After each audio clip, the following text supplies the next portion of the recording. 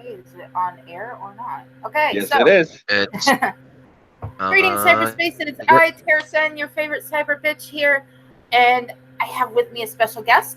Uh, I started following this man on Twitter because he was showing stills of some of my favorite cartoons that I grew up with, and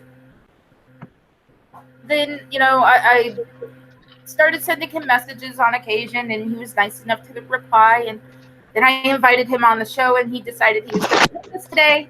Please welcome Toons Are Me. Hello, everybody. Thank you for joining us, man. Thanks. No And problem. of course, I have with me the normal people, Scooby, my brother, and finally we were able to drag Burnside in from Kekistan. Yeah. Yeah, I made I it. had to drag him off of the front lines. He was out there, Literally dragged me. spreading that sodomy. I'm killing this. Be in a gator suit. Gator suit, he And says. his gator onesie. Well, speaking of gators, how are things down in Florida? They're okay. I saw an article today that was about an alligator not in Florida but in Texas that someone had stabbed a steak knife into its head. Oh, poor Yeah, the gator. people reporting it said it does not look like it was an accident. No, somebody did it intentionally. Well, yeah, because So, who would think that it just ran into the knife accidentally? True. is this guy like wrestling the thing? Because I mean, gators are pretty thick. Stick a steak knife in that thing. Damn. Yeah, the They have article commented how they have really thick hide and how thick their skulls are, so that the knife most likely never even penetrated through the skull fully. They found one in Philadelphia about, I think, a week ago. Gator just walking around up in the woods like it's nothing. Anywhere there's fresh water, it can breed, it'll go.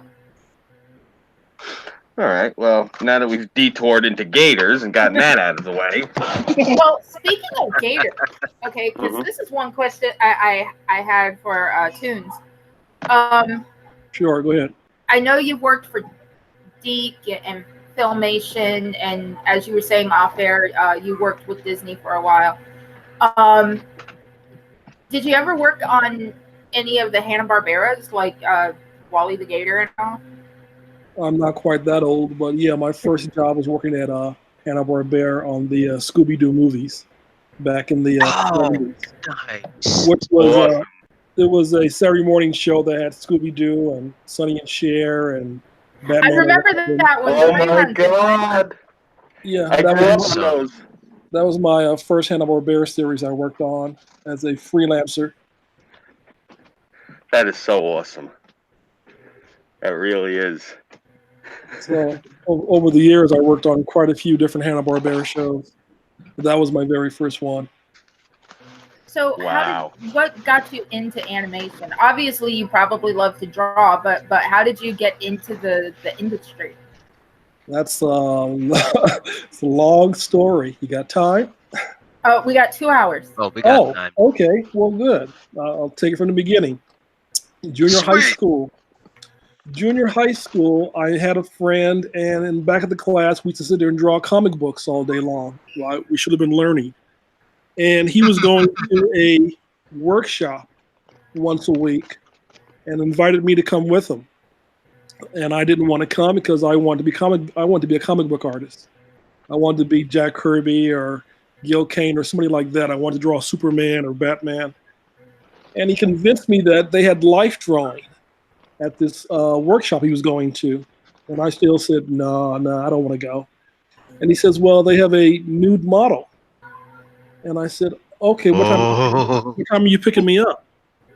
So I went to the workshop, and it was run by some animators from Warner Brothers by the name of Corny Cole and Dave Brain, who were the teachers there. And after a couple of weeks, they were impressed with my drawings. So about a couple of weeks later, they asked me did I want to do animation. So they were teaching me how to do basic animation stuff like walk cycles, run cycles, facial expressions, attitudes. And during that summer, when I was in junior high, the Patty Freeling was going to be doing a Flip Wilson animated special. And they wanted to hire some young black artists to work on the show. And Corny asked me at that time, did I want to work on it? Being 14, of course, I said, sure.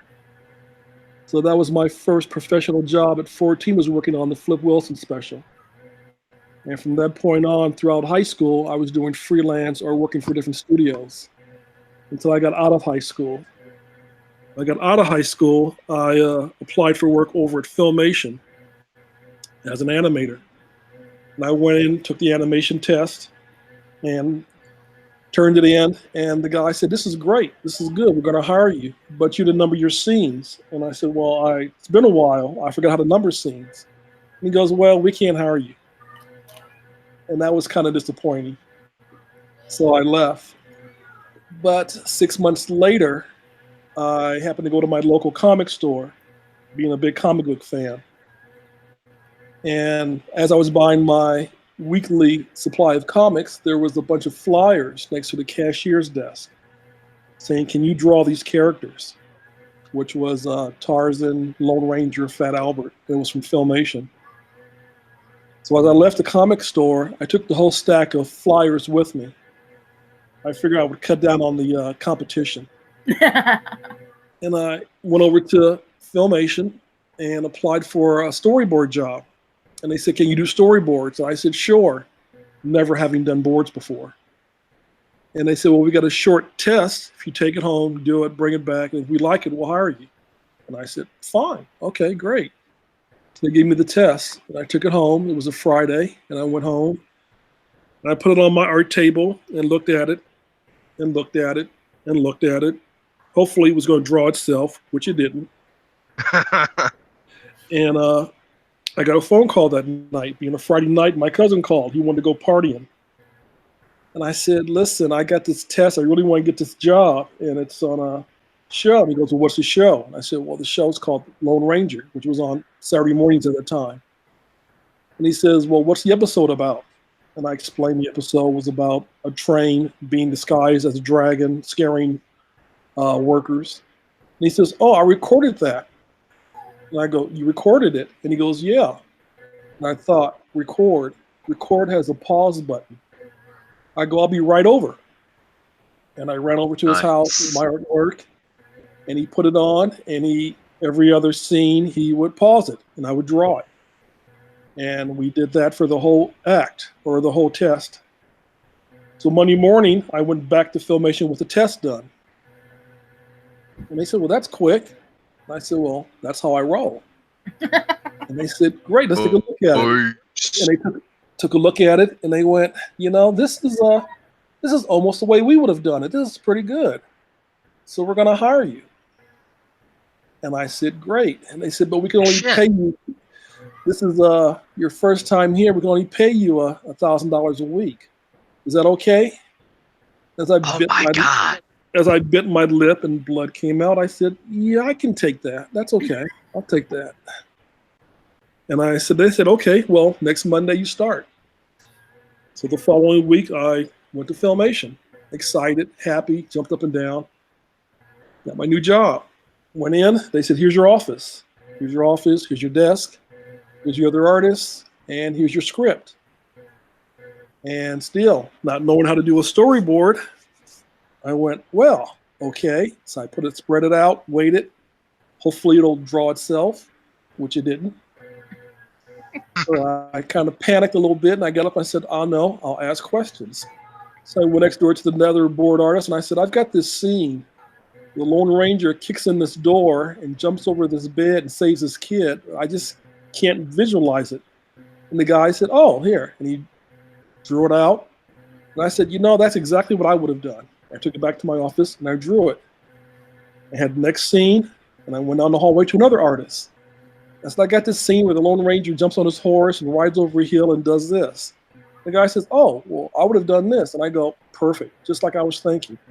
Went back to my office and drew it up.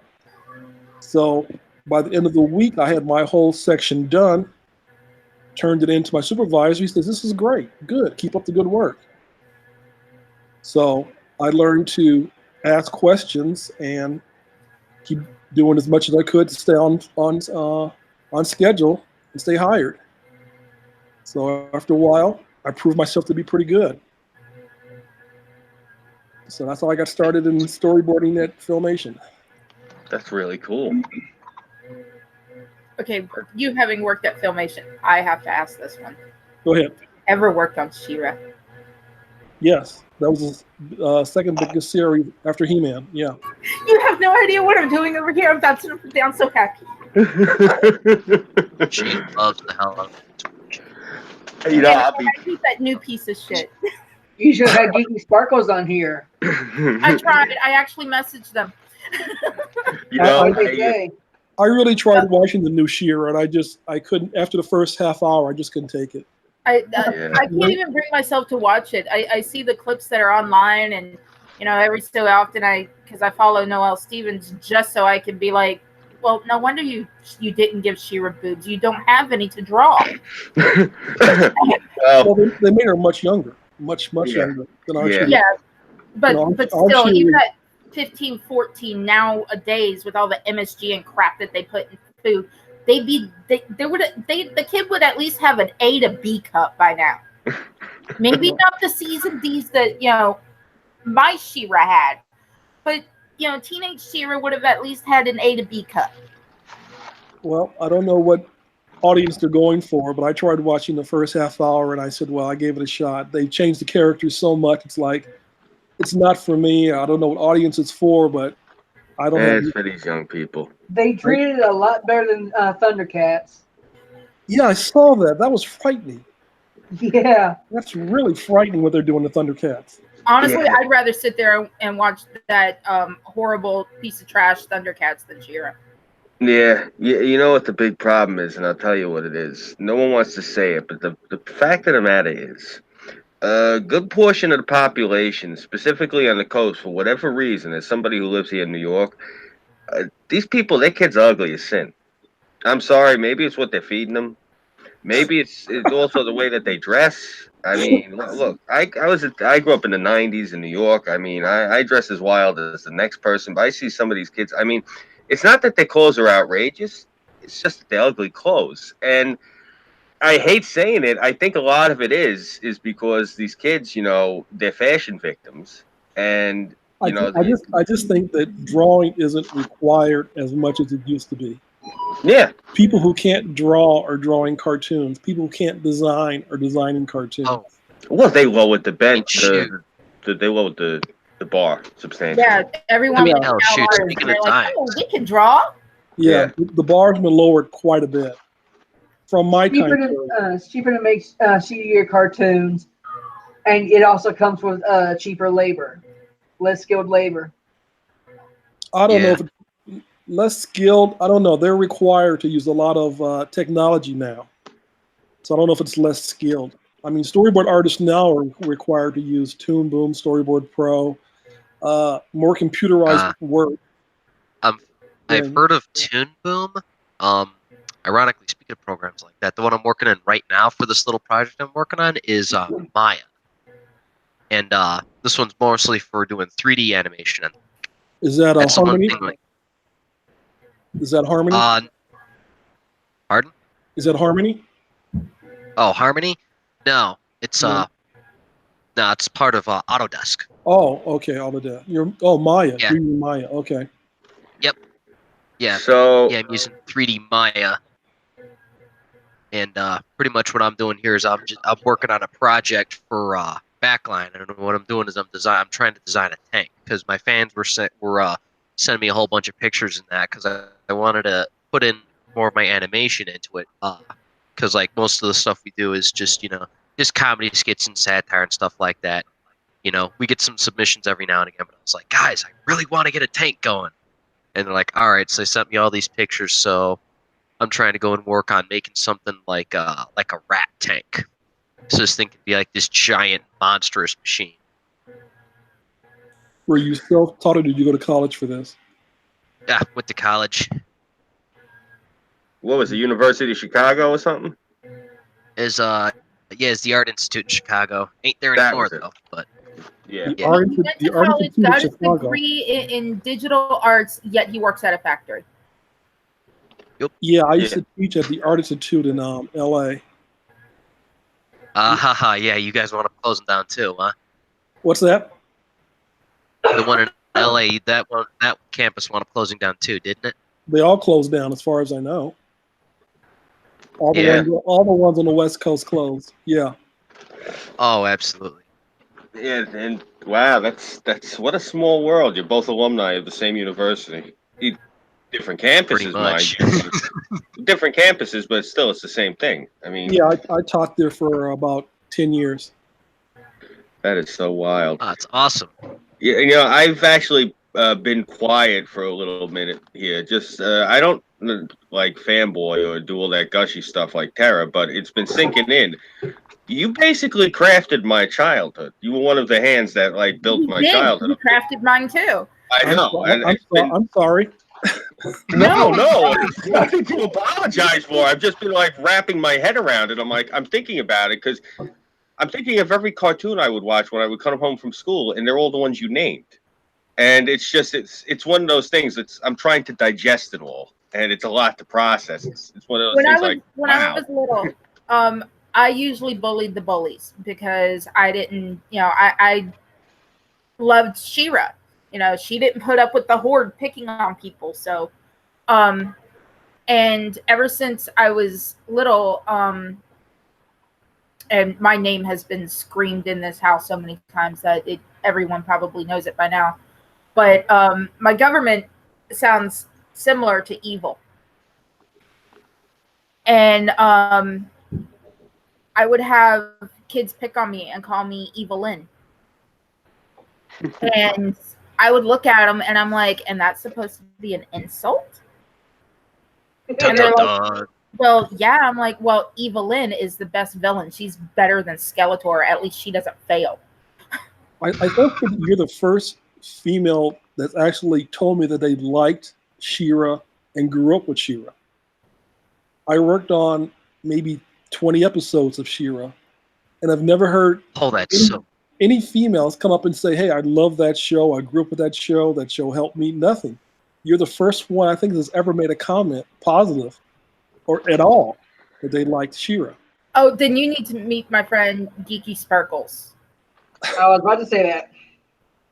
Because I tried to get her on tonight, but her and her husband, they're also animators. Her husband's not feeling well, and they've been really busy lately, so they just decided that they were going to head to bed. But I tried to get Geeky on, and she's like me when it comes to She-Ra. She-Ra helped shape her childhood, mine as well. I also, Gem and the holograms shaped my world. Really? I worked on Gem also. Oh my god. Oh, dude, that's really cool. Dude, you really got a jackpot with this guy here. This guy's worked at Disney for 10 years. Well, He was an AI student. I worked on over 150 TV shows, maybe 5 directed videos, and a couple of live action movies.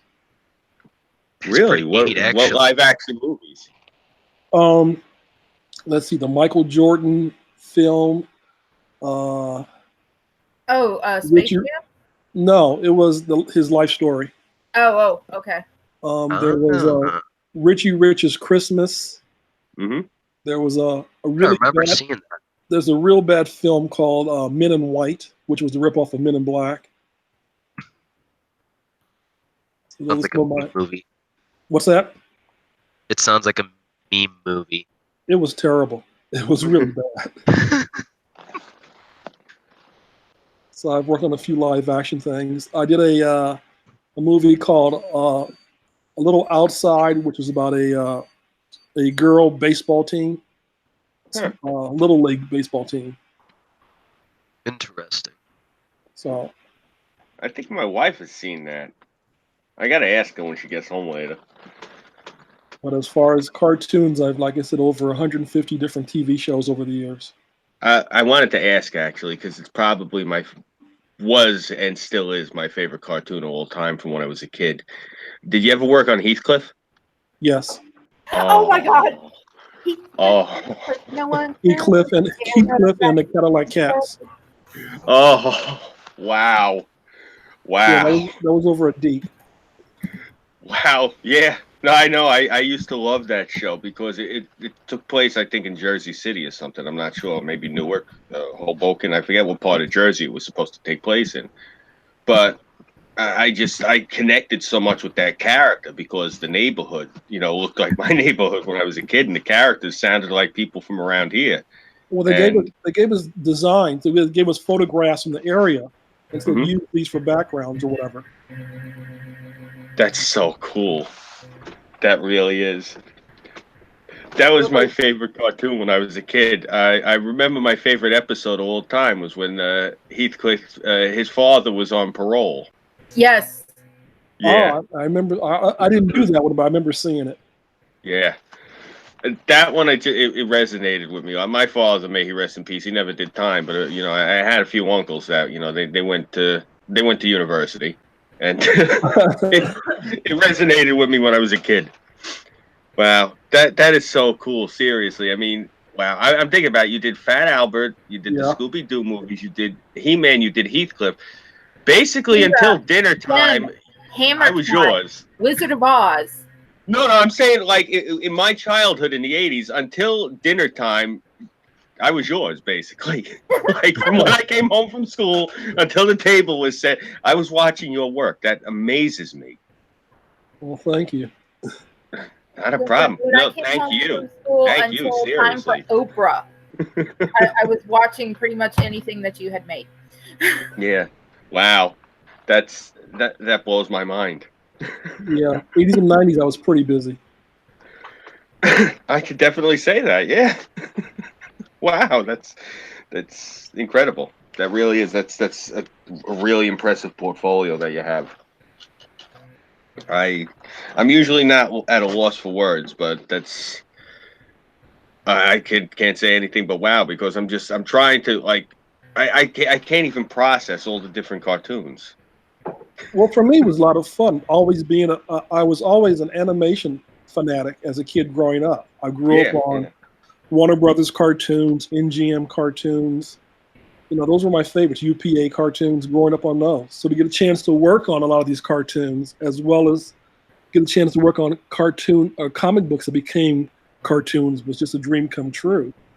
To work on shows like X-Men, Spider-Man, Batman, Superman, this was dream come true. These were comic books that I loved as a kid. Believe me, that's actually why I became a journalist. It's always been a thing.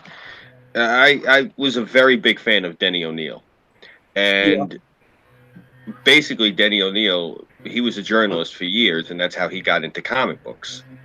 And I had tried a few times when I was younger getting into comics to no avail, and I just always had a knack as a writer.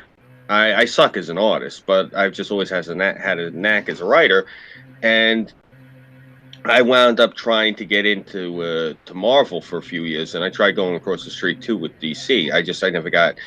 Granted, the amount of submissions they were getting at the time, I can understand why I never got any responses from them.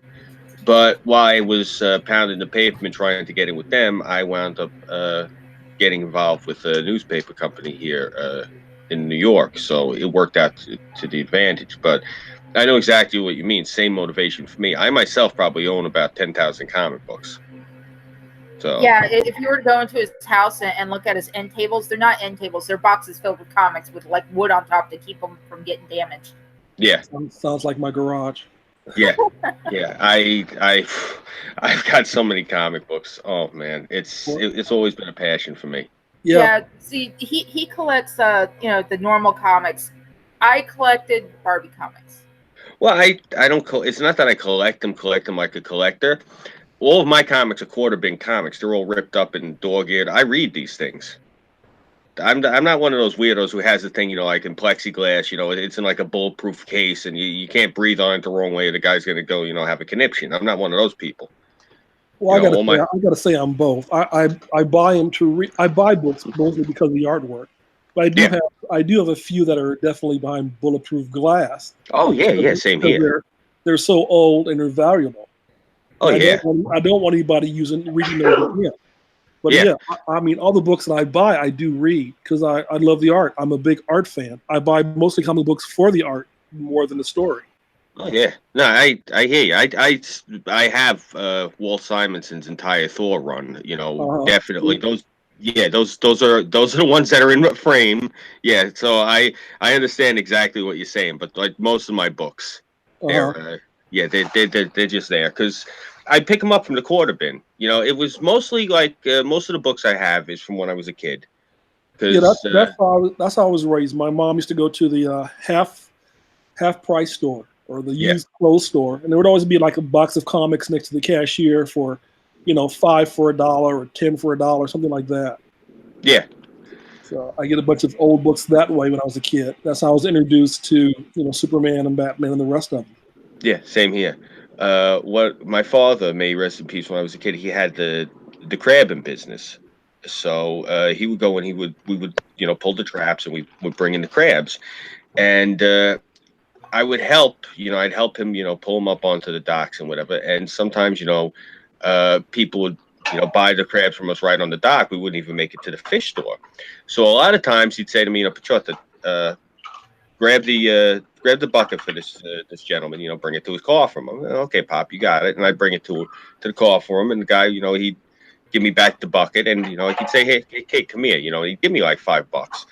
Now this is back in like 1986, 1987. So $5 is like it's like $20 nowadays. So I'd go immediately to Bailey's Comics, and I would just blow through that money as fast as I could in his quarter bin.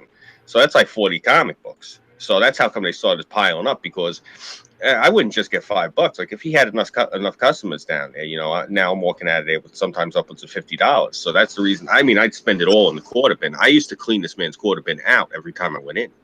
So it really added up. Plus, my brother-in-law he's an entrepreneur. And a few years ago, when the market bubble burst after the fiasco with all the chromium covers, when they had the Black September event, my brother-in-law actually bought up a comic book store up over in Uniondale. And he goes like this to me. He's talking to me, and he's like, can you look through these comics, he says, and find out if they're worth anything. I said, okay. And so I didn't know he gave me the store's entire inventory. And so I looked through all the comic books, and I call him back and I go, yeah, I looked through the books. You got a lot of ones that, are worth money, this, that, and third. He's like, no, look, I looked into it. The margins changed because of the market. He's like, I took it as a loss, so keep the books. I said, oh, okay. So I wound up getting an entire comic book store inventory. Whoa, that's great. That's great. Yeah, I lucked out, actually. That's great. Thank you. Oh, yeah, you got to see the collection. He's got a pretty sweet collection of comics. Oh, yeah. I just... Best one I think I've got is Spawn, and this dude's got like the entire. I have the entire first 200 issue run of Spawn. I liked McFarlane, but the problem was, look, I'm sorry, my father was a Sicilian. The man's politics. He does not like my father's folk, so I stopped buying his books. I'm sorry. That's just the best way I'm going to put it. You stopped buying his books because of his politics? No. My father was a Sicilian, and McFarlane, he really does not like Sicilians from the way I've read his writing. I mean, I was reading it, and I'm like, wow, this is really, really messed up. Yeah, I don't think I want to give this guy my money anymore. I'm not a big Spawn fan. I think I may have the first 5-10 issues run. That's about it. Yeah, I didn't see any of that in there, but I didn't follow the series. He did a secondary book. It was Sam and Twitch, which was based on the two main detectives that were the. I never gave that a read. Yeah, I gave it a read, and the second issue, I'll never forget it. I'm reading it, and they're talking about these lousy, dirty guineas. Every time we get, these are the cops in the comic book. Every time we get Yeah, every time we get the call, it's always these filthy guineas. They're constantly shooting each other. It's constantly dead guineas, dead guineas, dead guineas. I can't stand these dead. And I'm reading this. I'm like, wow, yeah. I don't think I want to read this anymore. Like I wouldn't mind it, but I mean, it was. Plus, I was young at the time when I read that. I think I was No, maybe in my early 20s. Still doesn't matter. There's no reason to write crap like that. And Yeah. no, I didn't follow the series. I understand there may be a live action series based on that comic book coming up soon. I'll check it out. I'll be I honest heard with a rumor not too long ago there may be a series based on them. I'll definitely give it a check. I'll check it out. I try to give everything a look at. I mean, like I had told you before when we were off air, the long-winded version of why I chose the avatar I did, but I still, I am a journalist, so I try to be objective and fair, and I try to watch everything, and I try to give everything an honest review. But a lot of the problem has been lately, these young kids, they're so tenacious. I haven't even gotten a chance to see half of the things, and all I see are these scathing reviews, and then I go and I look at the reviews, and I'm like, oh, yeah, I don't think I want to sit through this for the next 2 hours and get my finger wagged at me by Hollywood. Their finger wagged at me. Yeah, basically, it's a lot of these movies, and I hate that they're doing this to the medium. Again, it's why I chose the Avatar that I did. Is because it's supposed to be an escape. It's supposed to be entertainment. It's supposed to be art on many levels, and it's unfortunate now that they've decided that they're going to politicize everything and inject their opinion into everything. Because I'll be honest, I have a very strong opinion. No one wants to hear it. I mean, if you want to hear my opinion, you'll tune into my specific show. I mean, why are you going to take other people's stuff, specifically like, these classical iconic characters, and decide that, okay, we're going to use this and browbeat you with our ideas for the next 2 to 3 hours? It's just such a sad thing. Like, I was all ready to go see the Ghostbusters movie. I seen all the chicks, and my first thought was, cool. It didn't really like register as anything like malicious or anything. And I have 5 sisters, so it didn't bother me. But then everyone involved in the movie decided that they were going to come out and they were going to open their mouths and firmly place their foot in it and not stop till they hit hip.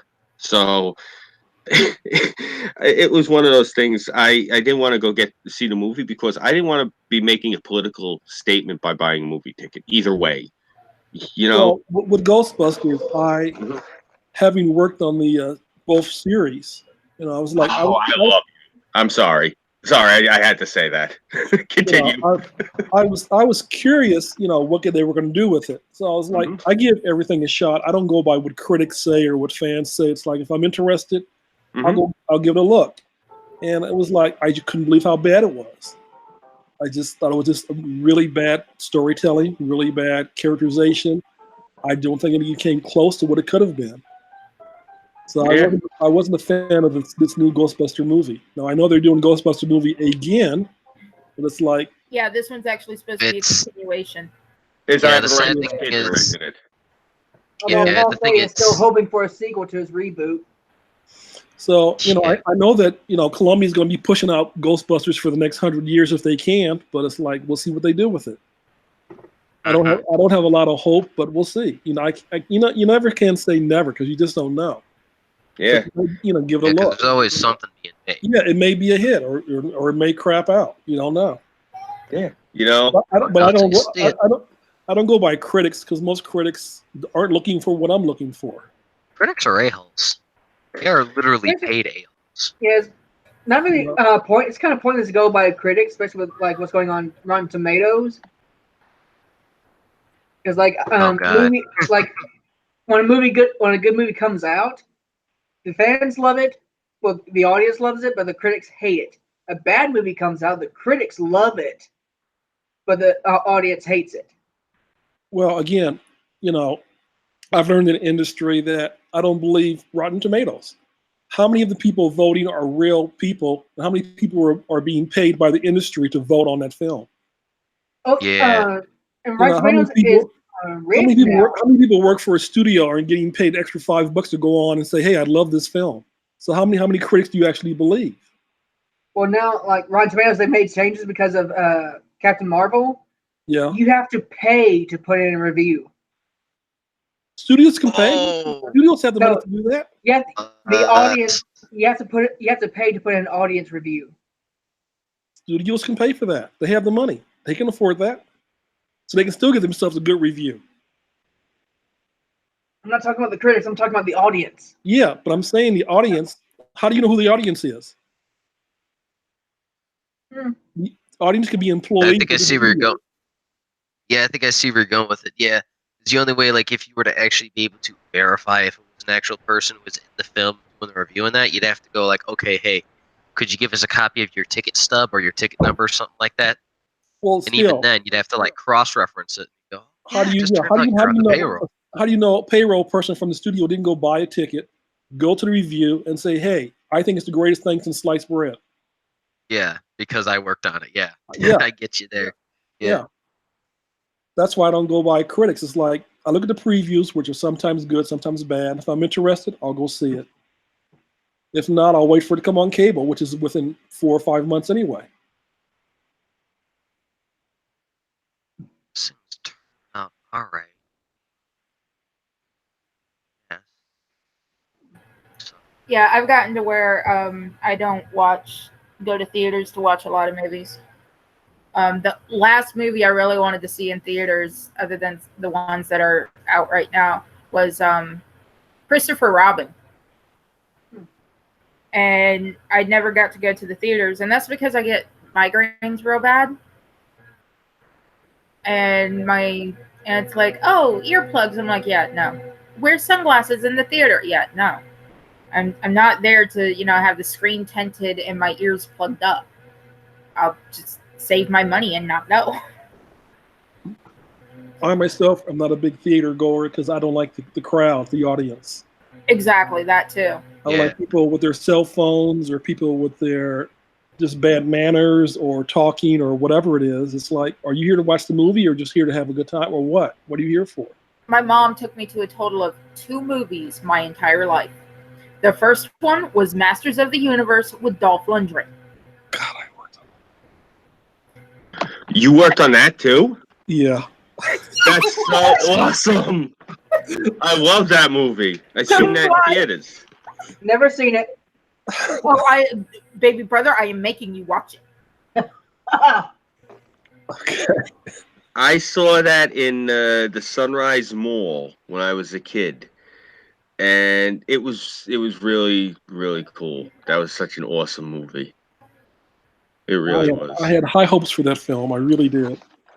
Well, you got to look at it this way. The kids loved it. I was one of the kids who loved it. I mean, what year was that? 85, 86? Yeah, something like that. Yeah, I was like, oh God, let me see. I was like 6, 7 years old when that movie came out, and that was amazing. That movie, it's you gotta realize when you're a little boy and you grew up watching the cartoon, and then that movie came out, and I mean Langella was fantastic as Skeletor. Yeah, he was. He was. He really was. I mean, that's part of what made the movie so awesome. Well, I mean, sometimes cartoons become good movies. I worked on Ninja Turtles, and when the movie came out, it was like. wait, did you work on the original Ninja Turtles? What's that? Did you work on the original Ninja Turtles, like the animatronic one they did in the 90s? I worked on the original cartoon series, not animatronics. And baby, those Oh were my not God, that's animatronics. They were not animatronics. They were people in foam suits. Yeah, by Jim Henson. Oh Right. God. Yeah, in Jim Henson costumes, right? What movie are we talking about? Ninja Ninja Turtles. Oh my God. Oh yeah. Wow. Did you work on the Ninja Turtle series, like the 80s one? I worked on 3 different Ninja Turtles. I worked on the very first one. I worked on the one after that, and the third one, which was in the future. I have every single Ninja Turtle toy made by Playmates. Yeah, I even have the original Soft-Head Ninja Turtles. I'll see. He'll decide to turn on his camera while we're chit chatting. He'll be walking around with the laptop, and you see Ninja Turtles hanging on the wall. Yeah. As a matter of fact, hold on, let me go grab one. Give me a second. Yeah, I remember when Ninja Turtles almost didn't get done. That was a gamble. I had one of the original comics. It was a graphic comic that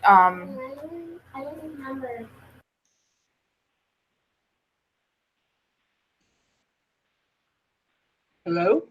Yeah. She had to mute herself because Oh. the kids came by. Oh.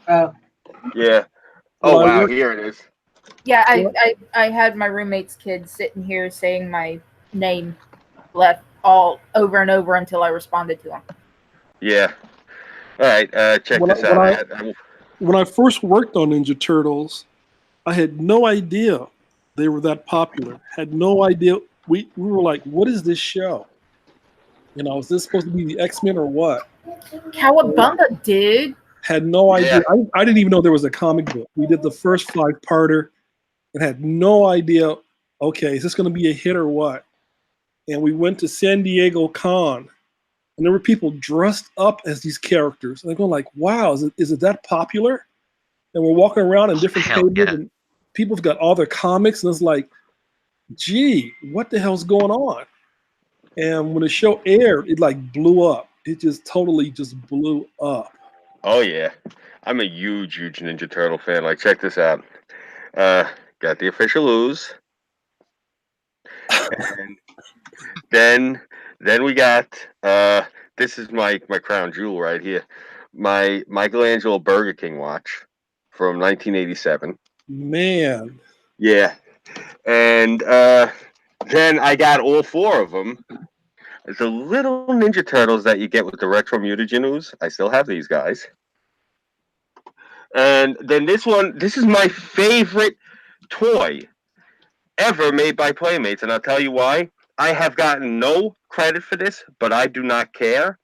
When I was a little boy, like I think I was maybe 9 years old in 1988, maybe a little bit earlier, like 87, I wrote a letter to Playmates in Hong Kong asking them to make caveman Ninja Turtle figures. And they listened. Hell yeah. that's Yeah. great. That's great. Thank you. And these ones, oh, these were my favorite. The Cyber Samurai when they had them with the, oh yeah, oh yeah. Like I said, I am a huge Ninja Turtle fan and comic book fan in general. But Ninja Turtles and Ghostbusters, oh, we'll be here all day. I don't Oh know. hell yeah. Which Yeah. Ghostbusters? Filmation Ghostbusters or the real Ghostbusters? Both. Yeah, I worked on both. I also worked on the Slimer series. That's so awesome. I never saw the Slimer series, but I watched the Extreme Ghostbusters. I love those. I worked on that one too. My when I was a kid, Egon Spengler was actually like my idol. Oh my god, he was the sexiest. He still is. I had the Great oh my hair god. prints. I was such a huge fan of his. I mean, it's actually when I was younger, it's what got me interested in like into mushrooms. Like I've always had a curious fascination with like fungus, molds, and things of that because of Egon, and it's actually what made me start looking into scientific pursuits. Between that and the comic books, like I said before, that's what made me decide to be a journalist. Was I'm into science, but I'm no scientist. But scientific journals and everything. So there was a lot of things that made me decide to be a journalist, and it's so wild, between Egon and comic books, and it's so funny that you worked on that cartoon and the Ninja Turtles because I was a big Donatello fan. So that is so cool. Raph was my man. Yeah. Well, I mean, I liked Leonardo because I was into Kenjutsu, but I mean Donatello because he was a scientist. Oh, yeah, I Donatello was cool. Baby, Yeah. fix your microphone. Yeah. I actually have from Ninja Turtles. I have the entire Mirage Studio run, all the originals. Mm. I even have the Micro Series one. It's funny because when you were talking about Jack Kirby before, it made me think about it. I even have the Micro Series Mirage comic book, first printing Donatello, where he meets the character that's based on Jack Kirby. Yeah. Yeah, I have that one. Oh, duh! I am so dumb. You like Jack Kirby? What'd you forget? Burnside, how stupid am I? No, I've worked with Jack Kirby a few times, but yeah, I like Jack Kirby. Oh, That's hell yeah. so Scoop, go get awesome. your goodies. No, I remember I can't find that one. We tried doing that one time on the air. I can't find it. My father when I was a kid, he worked for the union, Uh-huh. and he had to stop working because of his open heart surgery. He still had my older brother out pulling the crab traps for him, but he couldn't drive right now because he had open heart surgery. So he was doing a courier business up in Manhattan. So he comes home one day. Now my father, he was a Navy man, so he had a personality. He was, the best way to sum it up was he was grim. And so he comes home and he goes like this: "You're not going to school tomorrow." I go, "Okay." Any reason? "Yeah, you're coming with me to work." I go, "Okay." So I go with him to work, and we go up into Manhattan, and he takes me over to Javits Center. And this is probably back 87, 88, maybe a little bit later. I don't remember. So I go with him, and he took me into the Javits Center, and they were setting up for Comic Con. And we go in, and he takes me to the back, and right by the back, by the fire door, there's this little setup area, and all these milk crates full of comic books, and there's an old man sitting there, older gentleman, well, old man to me, and he's smoking a cigar over by the door. And my father brings me up to him. He says, "I'd like you to, meet a friend of mine." And he says, "This is my son." And I'm talking to the guy, and the guy leans down, shakes my hand, and he's talking to me. I didn't know who he was because I was a little boy, but I knew who all of his characters were, and it was Jack Kirby. What it was, my father knew Kirby not too well. He knew Kirby's mother because my father worked at the grocery store in Brooklyn where Kirby's mother used to go and get the groceries. Excuse me. That's great. Yeah. So he gave me an autographed copy of Devil Dinosaur #1 because he was asking me about the comic books I was into, but the problem was, like I said, I was so young at the time, I wasn't allowed to read any of those comic books because the Marvel ones, were a little bit too racy. So I wasn't too familiar with them. The only ones like I was allowed to read was Spider-Man, and he gave my father the dirtiest look, and he goes, "What do you want from me?" She takes him out to get the books. I don't buy any of them. So he looks at me and he goes like this. He goes, "Hey kid, do you like dinosaurs?" I go, "Oh yeah." He's like, "I got something for you." And he reaches into his basket that he was standing next to, and it was a copy of Devil Dinosaur #1. And he wrote the entire inside of the first page to me. And that is my most prized possession. But the fact that you worked with Jack Kirby, holy shit. I mean, That is awesome. sir, I will be completely honest with you. You had me before, but holy shit. Well, that's one of the great things about being in this industry. I got a chance to work with all my so-called comic book gods growing up. I got a chance to work with Jack Kirby. I got a chance to work with Gil Kane. I got a chance to work with, John Buscema. These were guys I got a chance to work one-on-one with and sit there and talk to them. I worked on a number of shows with Jack. I worked on Mr. T. I worked on Thundar. I worked on, what else did Jack work on that I worked on? He worked on a couple of shows. The Chuck Norris series, the Rambo series. I'm about ready to faint. I'm wondering if he worked on Silverhawks. No, Silverhawks was done in New York, and they subcontracted everything to Japan. Okay. So none of that was done on the West Coast. What about Cowboys of Moo Mesa? I passed on that one. You what? I passed. I did not want to work on that show. Cowboys of what? Moo Mesa. I couldn't understand cowboys that were cows riding horses. That just threw me off. They were riding animals like horses. That's too funny. So no, I never watched that. I was asked to work on that. I said, no, I don't understand this one, so I'm walking away from it. There are some shows that that LSD trip. Ooh, what about Street Sharks? Oh, Street Sharks was an awesome cartoon. No, didn't work on that one. That was a Ninja Turtle ripoff, and I was busy on another show at the time. Yes, it was. And Orchid Play was. I think it was on Battletoads at that time. Battletoads was cool as hell. I loved that game, and when I found out it was a cartoon, I was like, "That is so cool." Yeah, Yeah. I didn't work on Street Sharks. So you'll be able to answer this for me. When I was little, I watched every single episode on Saturday morning that they put of the Wizard of Oz cartoon. Okay. I only remember seeing 13 episodes total, and then they would repeat from the beginning. That's all that we're done with 13. Okay, I wanted to make sure that I wasn't crazy. No. The at that time, the networks would only require 13 episodes. It went down every couple of years. It would go down. It started out like 26, go down to 18, then down to 16, then down to 13. So yeah, there were only 13 of those. I did character designs and storyboards on that show. Oh, that's neat. But I yeah, like designing characters. That was the one fun thing I did. Yeah, there was only 13. Okay, because because they like got to the Emerald City, and the next episode, Dorothy was supposed to like confront either Ozmo or the Wizard or some crap like that, and then no more.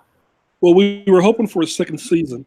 It was Ted Turner, who owned the library at the time, wanted a cartoon show, so we could do merchandising, toy designs, and yeah, and Wizard of Oz was already popular from. So he was trying to merchandise it and go further, but for some reason it didn't go anywhere after the 13. I think he sold it, or somebody else bought the company, or whatever. So that was it. Oh, here's a fun fact, and I just found this out recently.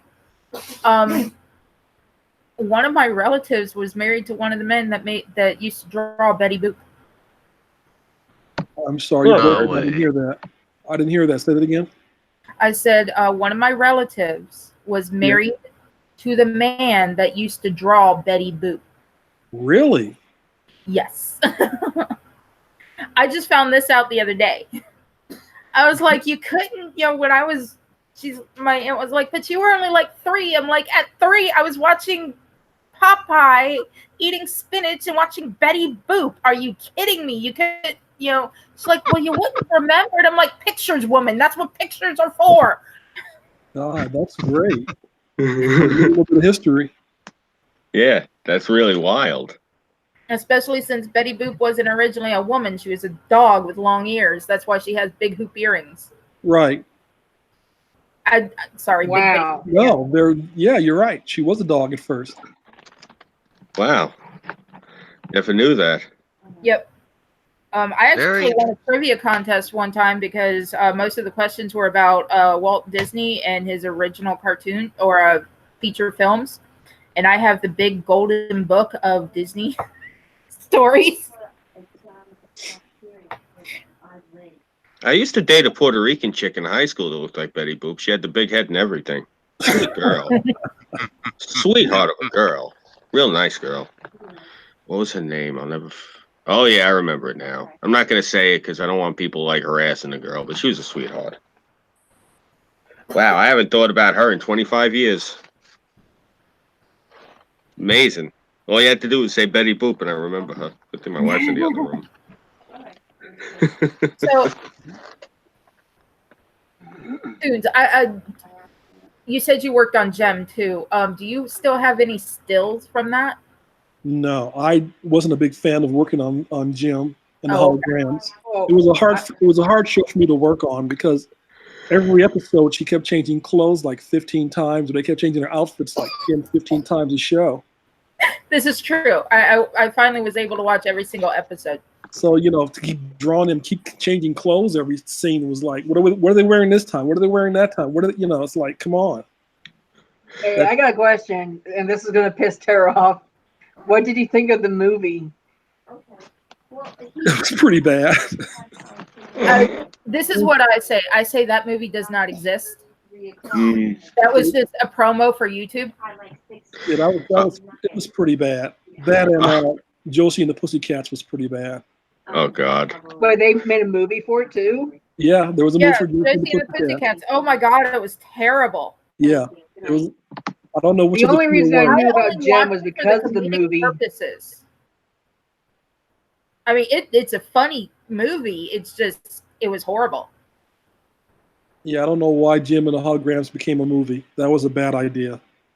Well, it wouldn't have been a bad idea if they hadn't gone with this whole, you sing one single song and you're going to become sensational on YouTube.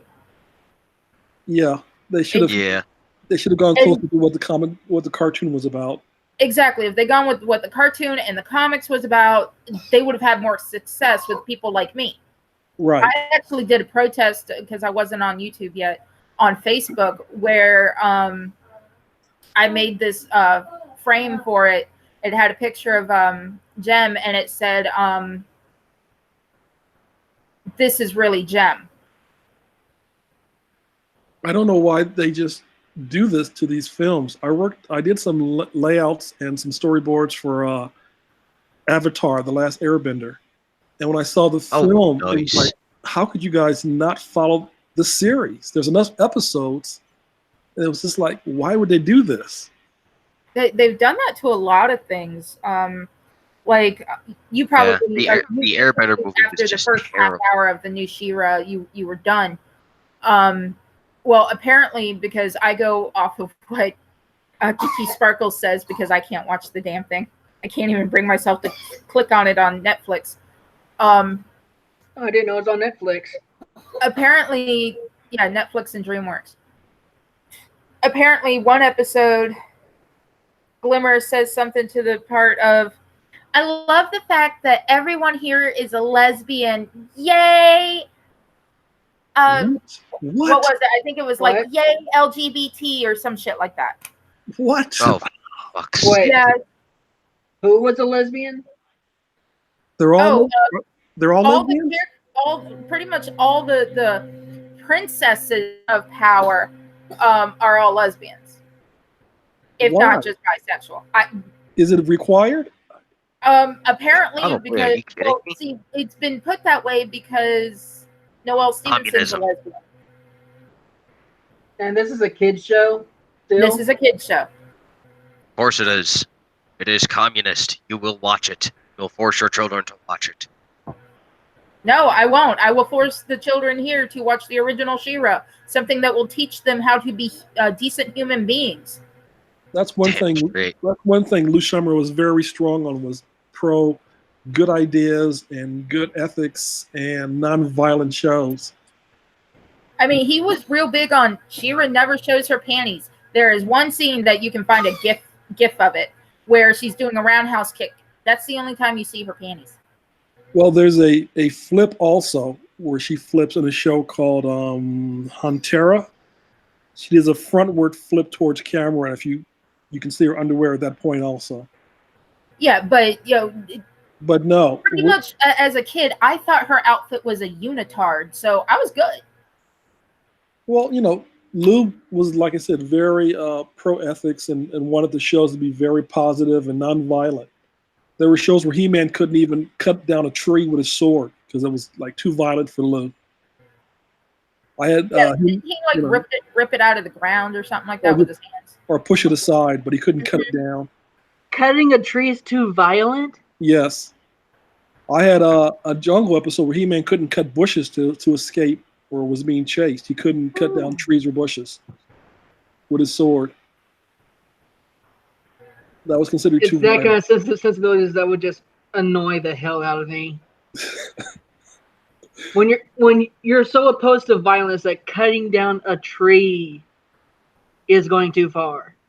Well, he wouldn't let the heroes of the show do it. If you sit there and watch it, you could see the Horde or Skeletor's people sit there and decimate a forest, and you see that the forest is like smoking and scraggy and everything like that. Well, bad guys were supposed to do that, but good guys couldn't do that. The good guys weren't allowed. Right. Yep. Because the good guys were good people. Usually good people don't, go around destroying the forest. And I used to have a lot of talks with Lou about that because at the same time I was working on G.I. Joe. and everybody had weapons on GI Joe. Oh hell yeah! Although Guns to glory.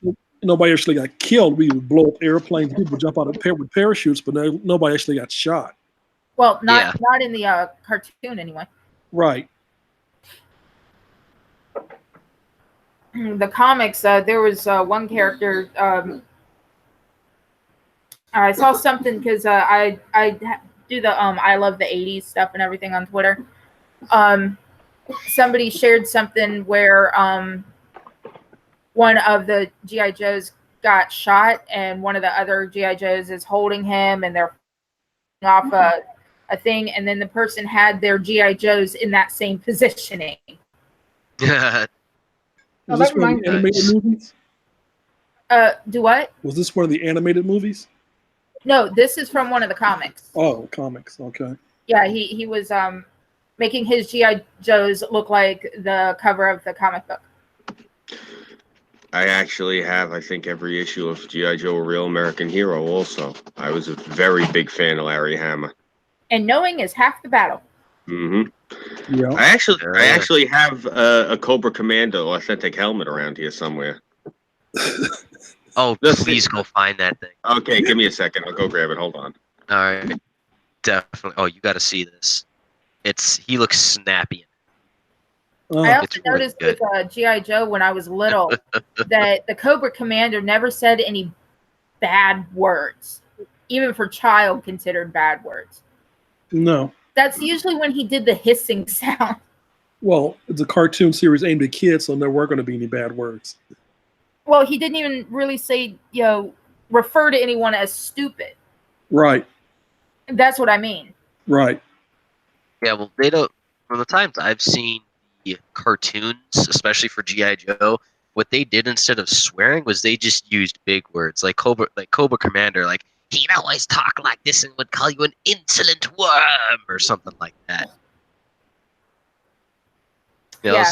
So he had way more creative ways of telling you that you were a blithering idiot. That's the thing I liked about some of the old school characters. So there was something I noticed. Fuck. What was that? Who's going to talk? Well, there's something I noticed about the G.I. Joe movies. In the animated movie, they were originally going to kill Duke, but apparently killing Optimus Prime was not a positive thing. So in the movie, they said that Duke went into a coma. In the live-action movies, they reversed that. They spared Optimus Prime and killed Duke. actually, there's supposed to be a third G.I. Joe movie, still supposed to be coming. Is it a sequel? Yes, and Duke is not dead. I couldn't really get into the live action movies either.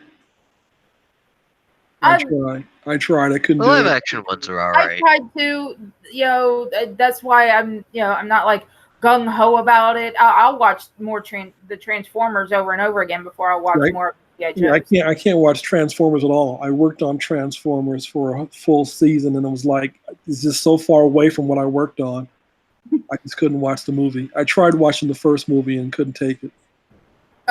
Did you work on the older ones from the early '90s or the Beast Wars crap? The earlier ones from the early '90s. Okay, I was gonna say the Beast Wars crap. I can't stand that. I worked on the very first Transformers series. I like Beast Wars as a kid. That one was pretty interesting. Yeah, the ones from the '90s. Although, God, if you would ever miss an episode of Beast Wars, you're lost. Because that's one thing that got me as a kid, was just trying to carefully follow it. Trying to remember what the hell is going on. So Transformers is from the 90s? Yeah. Beast Wars. Oh, no, Beast Wars is more to late '90s, early 2000s. No, Transformers is from the late '80s, early '90s. And some of the original Transformers actually came from Japan. Right. Well, Japan didn't animate it. Production was done here. We subcontracted the animation to Japan. But all the boards, character designs, everything else was done here. I know there's 3 anime series of Transformers. It's Armada, Energon, and Cybertron. Yeah, I don't know about those. So, what was it like working on the Archie cartoon? I can't even bring myself to watch Riverdale. Which are I didn't work on the original Archie cartoon. I worked on the new Archies back in the '90s, but Yeah, that's the one I'm talking about. when they were little kids. Yeah. That was strange. That was really strange. I had just gotten off of the Real Ghostbusters, and they asked me to work on that show, and was like, "Well, what are we doing?" And they said they're gonna be together in grammar school or junior high school, and I went, "Okay." And it was just like, "All right, no big deal." It was like Dennis the Menace kind of a show. Yeah, I saw a couple episodes of it. It didn't really pique me even at that age. I was just like, okay, because I'd been reading Archie comics for years. Yeah, I'm a big fan of Archie comics, and I love what Filmation did, but And that's why I can't watch Riverdale. yeah, I can't watch. I watched the first episode of Riverdale, and so that's enough for me. I do, however, I love the Sabrina in the Archie comics. I love that, but I liked how Netflix is doing the darker side of Sabrina. I tried watching Everyone's that. telling me that's I couldn't get supposed to be into it. good. I tried. What I was watched- that? I think I watched the first 2 episodes of Sabrina, trying to give it a shot, and it was like, I don't know where they're going with this. Okay, the first 2 episodes are the hardest to get through. Yes. They really are. But once you get pushed past that, it's really good. And there was actually this thing where the Satanic Church was suing Netflix for having a The Baphomet statue. yeah in there, trying to say that they're like, no, you're saying that Satanism has to do with black magic, blah blah blah. Well, depending on the sect of it, yes, it can. One of those. But they end up fixing that later on because they're trying not to be sued. Personally, in my opinion, you can't exactly own an image, an engraving, unless it's one of a kind, and that is not one of a kind. Or if you made it yourself. Yeah. That's what I mean, one of a kind. Well, I didn't see it, so I don't know what they were There are trying to so do. many images of that particular statue of, what's the name again, Puddin'? Baphomet. It's an image of Baphomet trying to convince children to follow Satanism, pretty much. And it is an image that is in a lot of different. It's actually in the Satanic Bible. You can find it in really old texts. You can find it. Oh, look, Cobra Commander's here. Oh, nice. Nice. Yeah, I figured you like this. You can actually I find told you it. it was cool. That's All nice. over the internet. Did you buy that, or did you make that? I actually bought this off of a gentleman on eBay. He goes by the name of Hurricane Lenny. I can definitely attest for his work. I bought this, got to be about 10 years ago now. Nice work. Nice done. Yeah. It was one of those things. I always wanted it when I was a kid. I think I turned 30 at the time. I spoiled myself. Good. Nice. Like I said, nice job. Yeah. I'm going to have to take this thing off, though. That's the reason I never wear the thing. He did fantastic work. I cannot breathe. Yeah, I was going to ask you about that. Yeah, it's actually, I can see the screen right now, but just barely. The inside is fogging up something fierce. And yeah, so I definitely got to take this thing off, but it really is cool. He did phenomenal work. Nice. Yeah, I'm a big fan. The fact that you worked on G.I. Joe also, that's amazing to me. That blows my mind. It really does. I mean, I've been a G.I. Joe fan, oh my God, since I was a kid. Obviously, but I mean, it's just Yeah, you guys are making me feel. You guys are making me feel so old. Thanks. No, not at all. It's not that. Normally I'm one of those people that gets on people like, don't do that to somebody. Don't sit there and be like, oh, I grew up watching you and all that. But at the same time, like, it's just everything you've been going on about. It's just that's why I've been sitting here like with you can't see it with the masks on, but my jaw's been hanging half the time. I know. I'm over here, doing the happy white girl dance. That's got to be hysterical too because of how short you are. Yes, and how big my titties are. Yeah. All right, let me get this mask off before I asphyxiate myself. Ugh. Oh, my don't God. die. Is that a scorpion tank? No, this actually is technically an unnamed tank. I'm basing this one off of the rat tank from World War II. It was never actually designed or Yeah, I know the rat. you know about the rat? Yeah. Yeah, basically, long story short, what I'm planning on doing, if I can get this to work properly being the keywords, is for backline.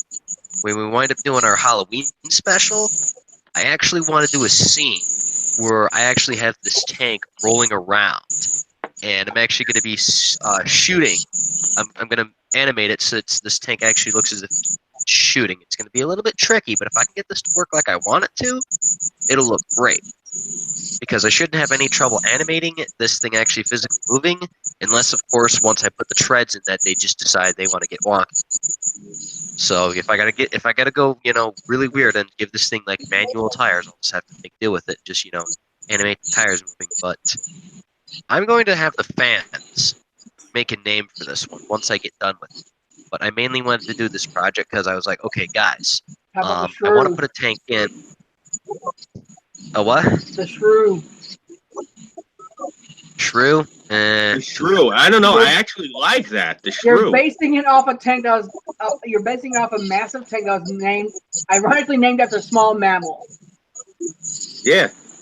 The shrew. I don't know. That seems to it seems to stick for me. I like Make it that. a bit to tame too. There you go. All I right, don't know, well, I like Lawrence, that. rescue guys, let me know what you think about naming this thing the Shrew. Let me know if you guys think that that's good, because this is part their project, part mine, because I wanted to design a tank, because with all the stuff we've done with Backline, it's mostly been live action. I really haven't been able to get the green screen to work cooperatively. So what I want to do is, in the off case that the green screen gets wonky again, I'm just going to say the hell of it. And I'm going to try and see if I can at least animate this tank just shooting, rolling around or something, and try and get people like marching next to it or something. That's gonna Because I look want, really cool. oh yeah, like I'm going to try and do some battles and stuff like that in the Halloween special that we have. I'm still working on the story a bit, but the one thing that I've settled on so far, so that it actually fits the Halloween spirit, is we're going to have some form of zombie termites. Now, I'm not talking termites as in the ones that eat your wood. I'm talking about like the mythos people that we have, the termites, where it's the traitors, the dissenters, the peoples that wind up joining up with the rest of the adversaries in that. I'm either thinking so that, you're gonna or have. So you're gonna end up having tribbles. basically, yeah, something like tribbles, where it's just these methed out, crazy drug addict, Soviet Union looking, weird nut jobs running around and stuff with automatic weapons, and Okay, since you brought up tribbles, I gotta ask. Star Trek the animated series. I was too young. Okay. I had to ask that one because that I would have know been the episode you're talking about. Yeah, I was in junior high school when that came out. okay. So no, too young. I had to ask. That's okay. No, I understand, but no, I was too young for that one. Yeah, So Bernstein, here's the really funny thing, is that before you came in, Scooby here, he was trying to explain to Burnside that I got an animator that had worked on these other things, and Scooby thought that you were just gonna be working on a few things that he might have known of. not like everything that he knows. Yeah, I had no idea that you basically crafted my childhood. That's really awesome. Either. We used to play this game when we had a bigger panel. Yeah. And we would sit here and we would name off cartoons from our childhood. Okay. And we would always try to one up the other. Such as what? Like how? We try to Okay. find like the most obscure cartoons that like no one else on the panel had saw that one of us had seen. Dragon Booster. I could do that. No problem. All right, Burnside, is that your microphone that sounds like a friggin' welding torch? No, it shouldn't be mine. If you want, I'm outside walking the dog. Okay. Oh, that explains why that is. No, I haven't actually started welding this thing, but Oh, okay, yeah. Oh, now I know what it is. That's the sound of Florida coming in through the phone. Got it. Yeah, it's the wild people over there fornicating with the Yes, livestock. it's the wild Ugly crickets, the notificators. wild frogs, the wild cicadas. Yeah. Yeah, it's the flamingos, the ball pythons. No. Those are in South Florida. I don't know. I wouldn't want to be driving around down there anyway at night. Probably wind up fucking hitting a zebra or something. Who the hell knows? Or Florida man. I don't know. It's a wild state down there. Potty. Come on. Too funny.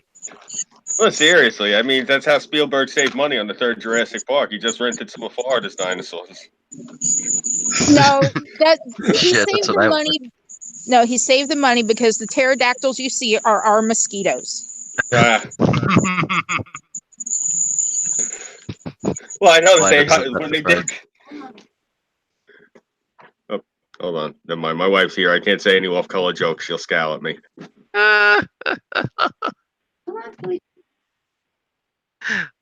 Too funny. God, that's funny. Yeah, but you said a cartoon before, Kel. What cartoon? Dragon Booster. I've seen it. Never heard of that one. I never heard of Dragon Booster. What is that? It's a sci-fi.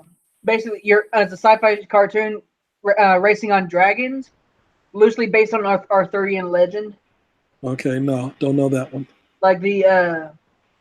Is it an anime import? I think it's not Japanese. Okay. Nope, don't know that one. Let me see where That one's all American, if I remember correctly. I don't think there's been too many shows that are all American anymore. Hasn't been any cartoons all American since the 80s. Yeah. All our The shows Punky were Brewster cartoon. It's What's Canadian. The Punky Brewster cartoon. wasn't Canadian. Dragon Booster's Canadian. Oh, okay, because Punky Brewster wasn't. All right. Yeah, the characters are named after All American. the character names are from Arthurian legend. Like you got Arthur Pendragon as the main character. Okay, no, I don't know that one. Let me think. Probably one of my favorite cartoons because it came on right after Dungeons and Dragons. Which I worked on. You worked on that too? You worked on Dungeons and Dragons? Yeah. Oh wow, dude, that's fucking awesome. Oh yeah. Wow, I have the whole series. I have the collected special edition. I know it was only one season, but I mean, it was 2 seasons. But I mean, it just wow. But it never got a decent ending until some sort of car commercial from Sweden. Right. Wow. I watched the original commercial and I loved it. I did too. Wait, a car commercial ended the show? Yeah. Yes. Hold on, let me find it. It was great. Definitely got to dig that up. That was absolutely hysterical. You're saying there was some cartoon that came on after Dungeons and Dragons? What was that? Yeah. Orbit High School. Orbit High. No, it wasn't Orbit. It was something else. The one I'm talking about was about the 2 kids. They went to high school in the outer space. Yeah, they were exchanged. Yeah, I don't think it was called Orbit. I think it was called something else. I'm pretty sure it was either Orbit or Galaxy. Galaxy High. That's Galaxy High. Galaxy High. Yeah, I knew it was one of the 2. Yeah. I loved that show. Yeah, I thought it was a great show too. Yeah. All right, so you're probably the only other person I've ever spoken to besides myself that's ever seen that show. Oh, it was a great show. Yeah, I loved it. I think I've got the DVD set. Oh, that's so awesome. Like, I told them all, like, you probably know this cartoon too. It was British. That's one of the reasons I would always whip it out whenever we would play this game was Count Duckula. Yep. Love that show too. Oh, that show was fantastic. You know, my father, may he rest in peace, he used to So watch that's how he it. got that name, What? Count Dankula. I guess. But Duckula was this great British cartoon, and it had that really deadpan British humor that as a kid I could not pick it up, but I'd sit there watching it with my father. My father would be hysterically laughing, and the same thing with my older brother. And I never understood why they found it so funny. There would be an open doorway there, and they would have the nanny, and it was this big, broad-shouldered English woman, and she would just come plowing through the brick wall next to the door. She never used the door.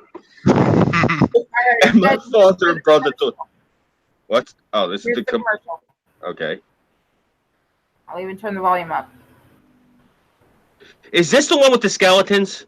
No.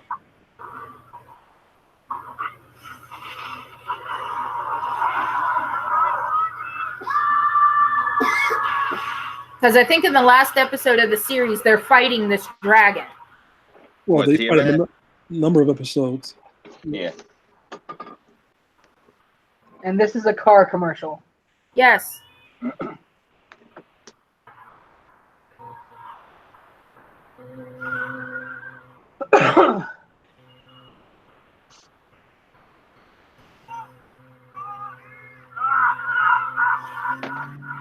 When was this commercial done? This year. Huh. No shit. That's neat.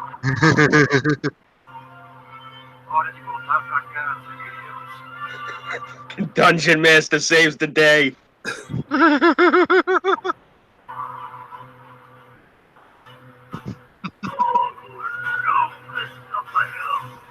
That's so awesome. It's not over yet. And it has been translated into English. Yeah, I Wait, noticed what that country one. did this? What the hell? What is it, Sweden? Probably. I'm guessing, what is that, a Vauxhall?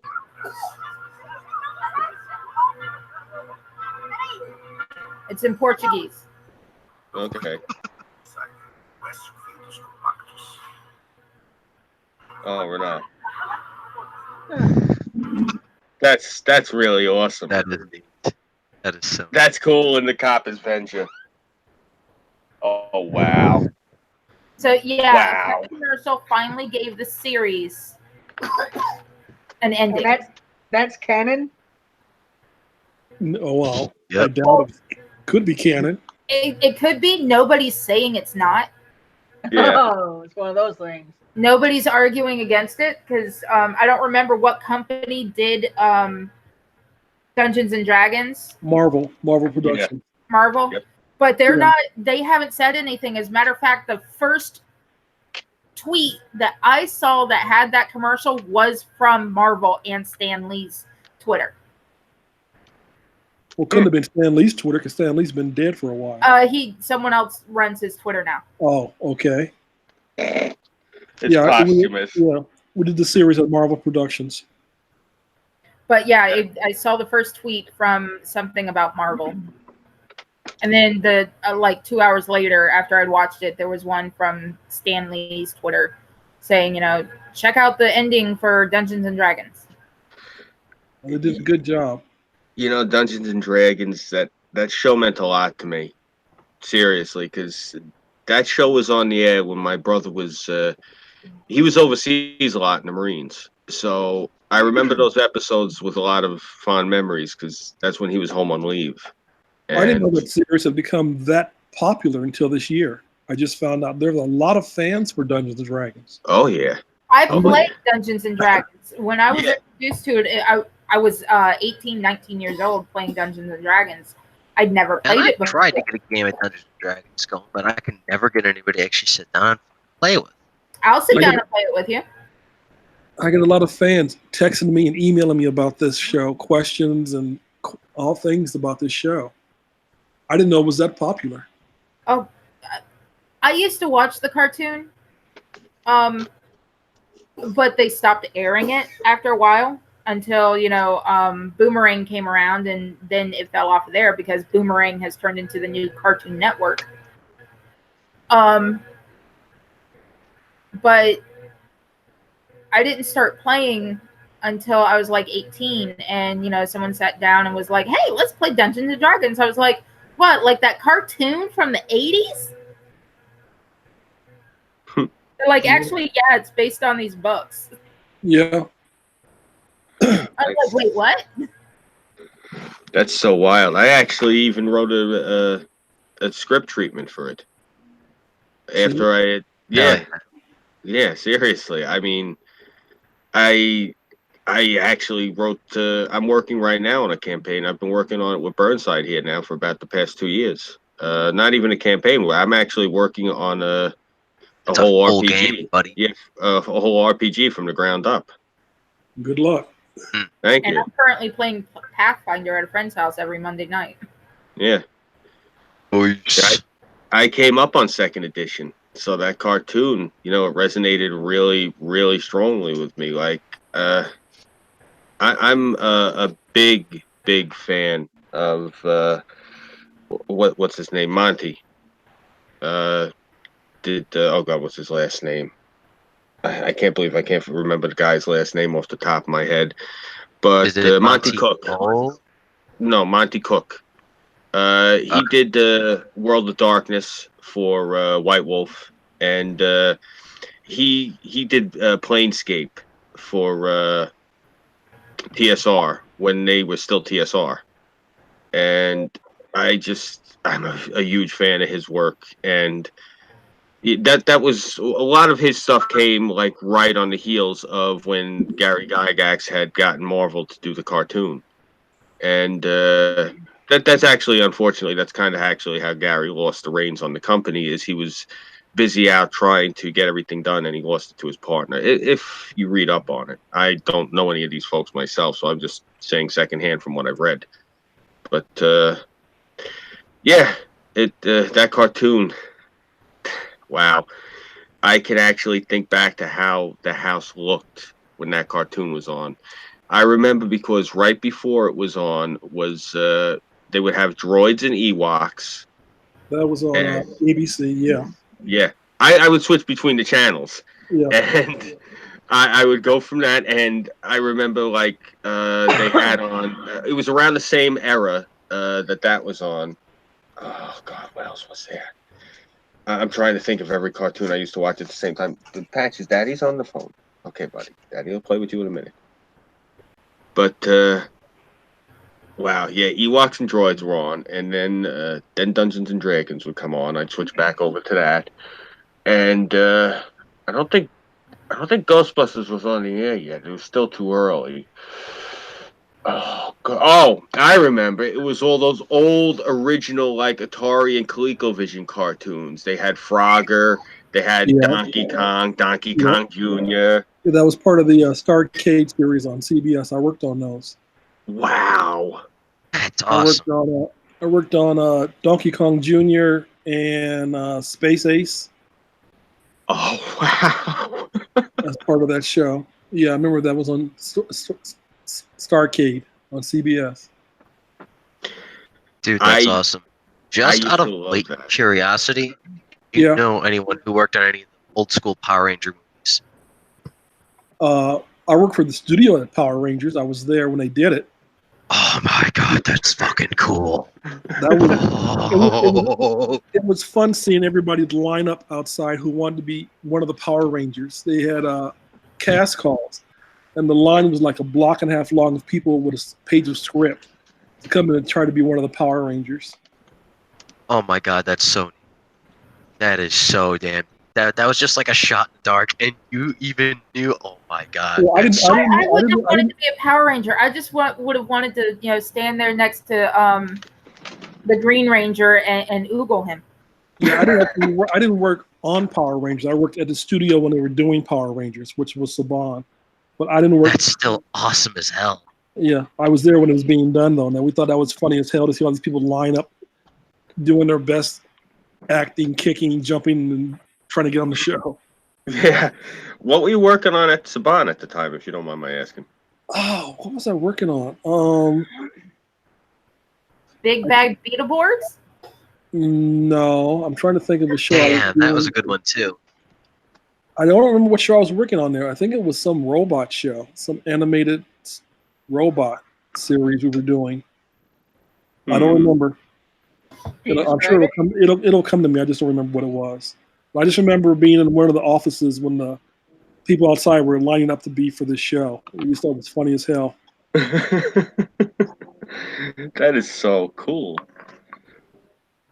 That's awesome. So basically, you were there for like all of it, like during. Oh, I was there for a lot of shows. And just like I said, this was a great industry for me, a great job for me. I mean, to work on Hulk Hogan and the Rocking Wrestlers and meet all the wrestlers was just fantastic. I think you just had a heart attack. You know, to be in the office, old Scoop's gonna die. Go to heaven. you know, to have the wrestlers come by one by one, or you meet them one by one, it was just great to meet the wrestlers and to work on that. The show was a piece of crap. It was just really badly animated. But the wrestlers had to come down and do promos and voices and stuff. It was great. Wow. But that's just, you know. The Saban animated TV series. Okay. We have Kid Video, KIDD. Worked video. on that. Laser Tag Academy. Worked on that. My Favorite Fairy Tales. Nope. Alf the Animated Series. Yes. Oh, yes! Damn. Wait, Oh what? my god. Yes to what? Alf the Animated Series. I fucking love that show. Yes. Never worked seen on that. Alf. What? Oh. Oh, And, okay. and Elf Tales. My brother was born in the 90s. He's literally 10 years younger than me. He was born in 80 or 92. I think a year after the Soviet Union collapsed. So he doesn't know all the good stuff we do. The new Okay, Archie, which I just know the good stuff you guys didn't watch. Yeah, I worked on the new Archies. that's the one where they're in school, right? Yeah, junior high school.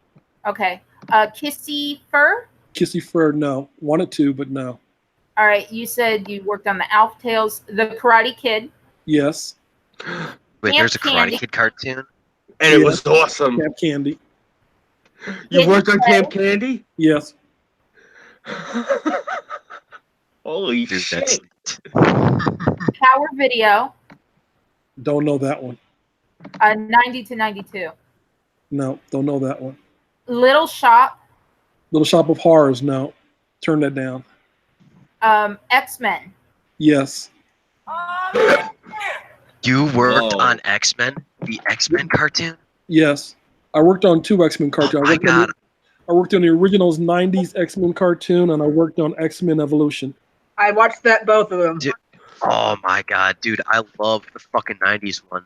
I like grew up watching that. My grandmother somewhere actually has some VHSs of one of the episodes, like the one where they're fighting Apocalypse. I used to watch that all the time. Yeah, I worked on I did storyboards for X-Men. Yeah. Oh, that's so neat. That's so damn neat. I also worked on X-Men when they were first introduced on Spider-Man and His Amazing Friends. Oh my God. You worked on Spider-Man and His Amazing Friends? Yeah, Spider-Man, Iceman, and Firestar.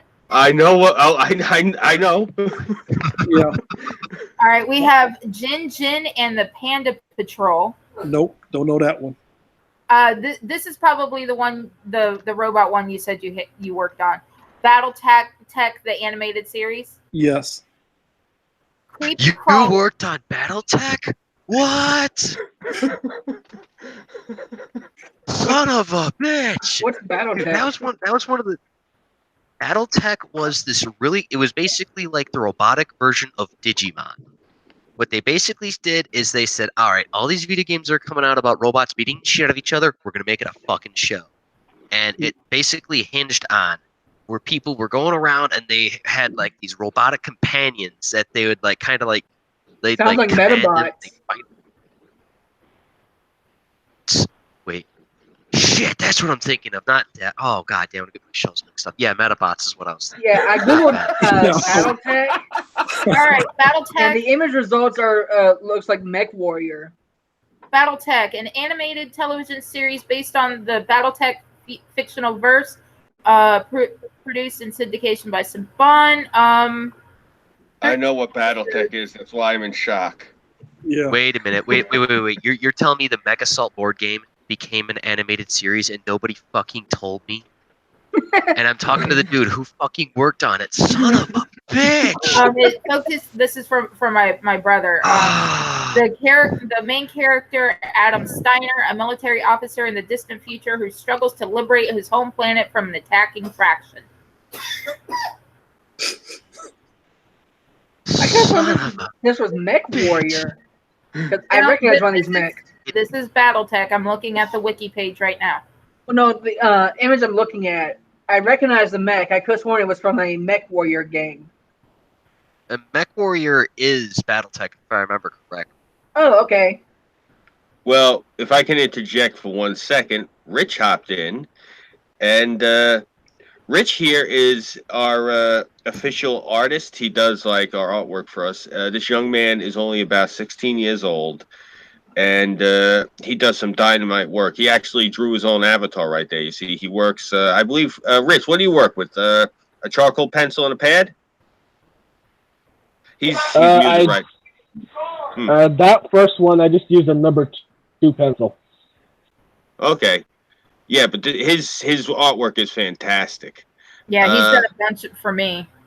Yeah, Tara, if you could maybe send him a few of those on Twitter in the messages, because Rich's work is fantastic. This kid is. When I pull him up again, yeah. Yeah, he's definitely. Hopefully, we're trying to get Rich as much exposure as we can, and we try to get him as much like work and influence as we can. I know a few people on DeviantArt, so I had told Rich, I said definitely look on my DeviantArt account and try to see if you can connect with a few of these people, because he does some great work. This kid, he really does. What does he want to do with his work? I think he's trying to get into comic books. Then he needs to talk to comic book people. Then. Rick. Yeah. Actually, I was thinking maybe some comic book work on the side, but actually my main goal is to be an animator. An animator meaning 2D animation? 2D and maybe some 3D. Well, first off, 2D is no longer done in this country. We don't do 2D animation in this country. Everything is shipped overseas.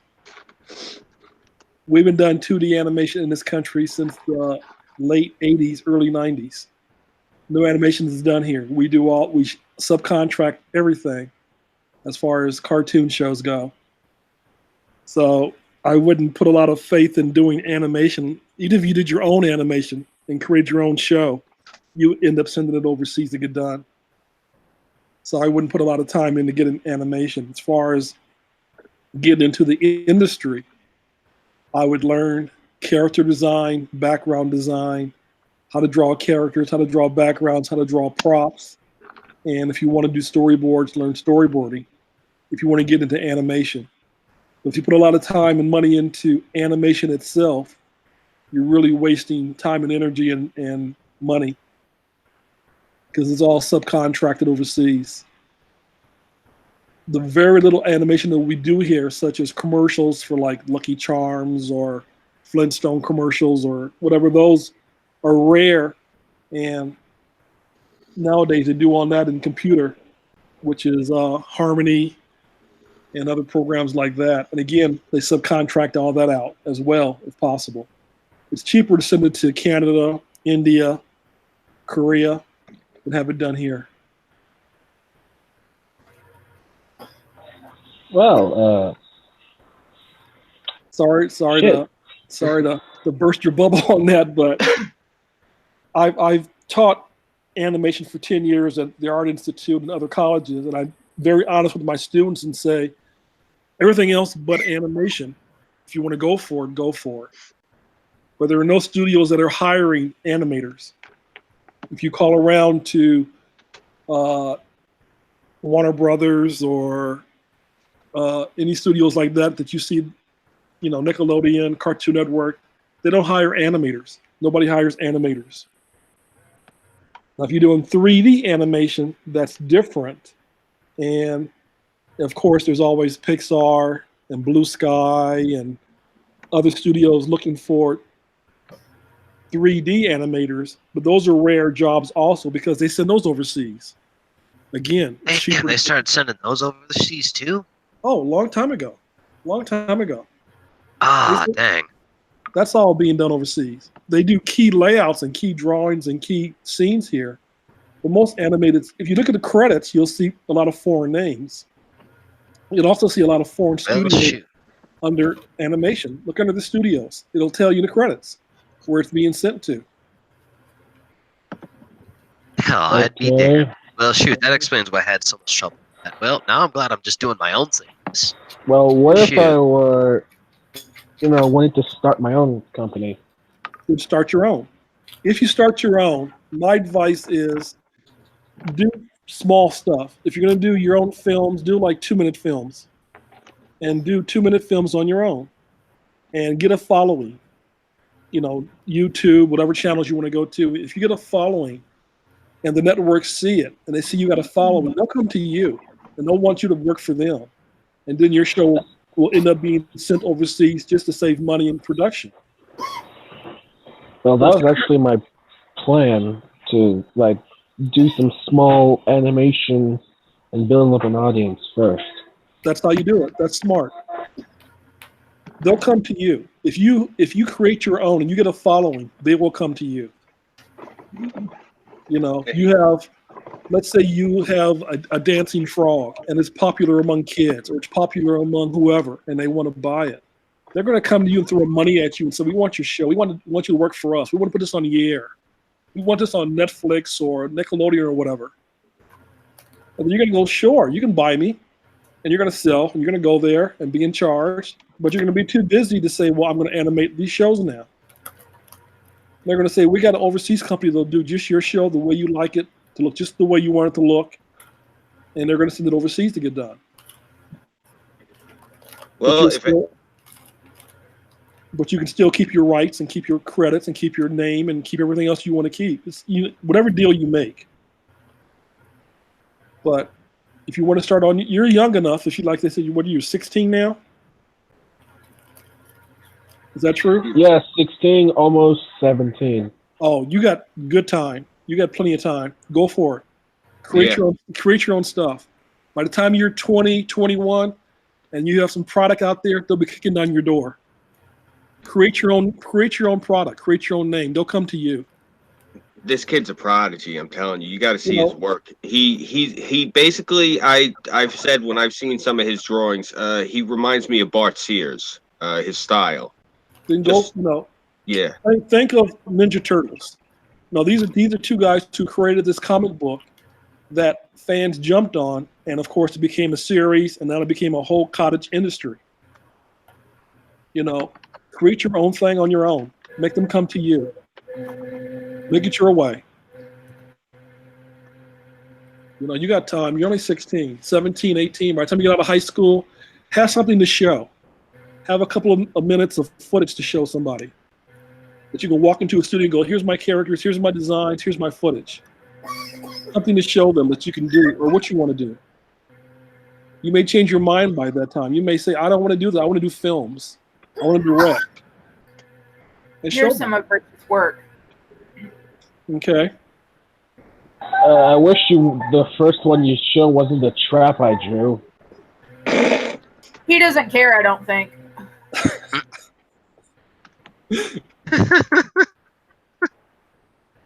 No, it's nice. I see, definitely has some anime influence. I'm actually trying to, have some of that, but also make it a bit more realistic. Ah, shit. His little brother.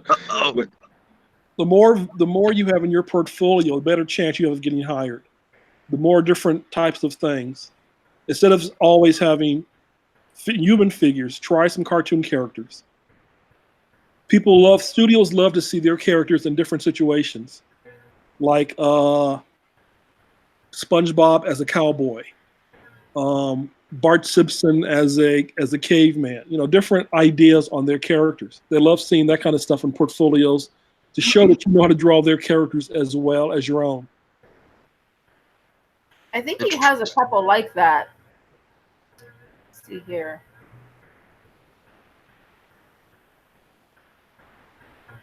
I mean, you definitely know how to draw. There's no question of that. There's no question that you know what you're doing. It's just, I mean, work this on. looks like a version of like Cell. Yeah, from Dragon Ball. Tara, where's the one he drew for you? It's the side I'm trying to profile. get to it.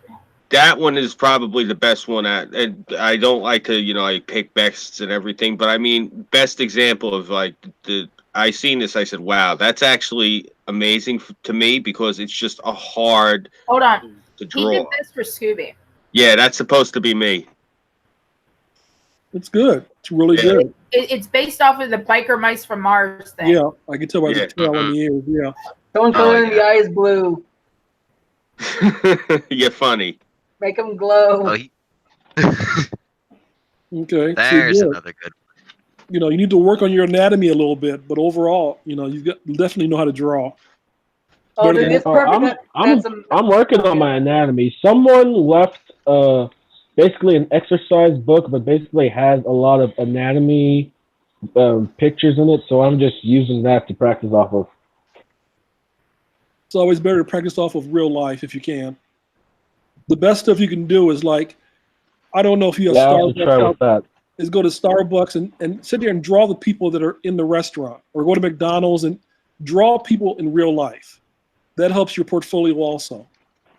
Do quick sketches of people eating burgers, having drinks, talking, interacting, instead of just guys posing. Here we go. Like he did a version of Superman. Yeah, that's good. And a version of Batman. I like that. Yeah. Like I said, he's definitely got some potential.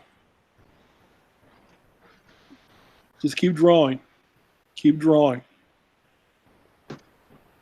Yeah, definitely keep up. Wait, hold up. Did I post a portrait of Chaos I drew before? Hold up. Yeah. I already scrolled past them.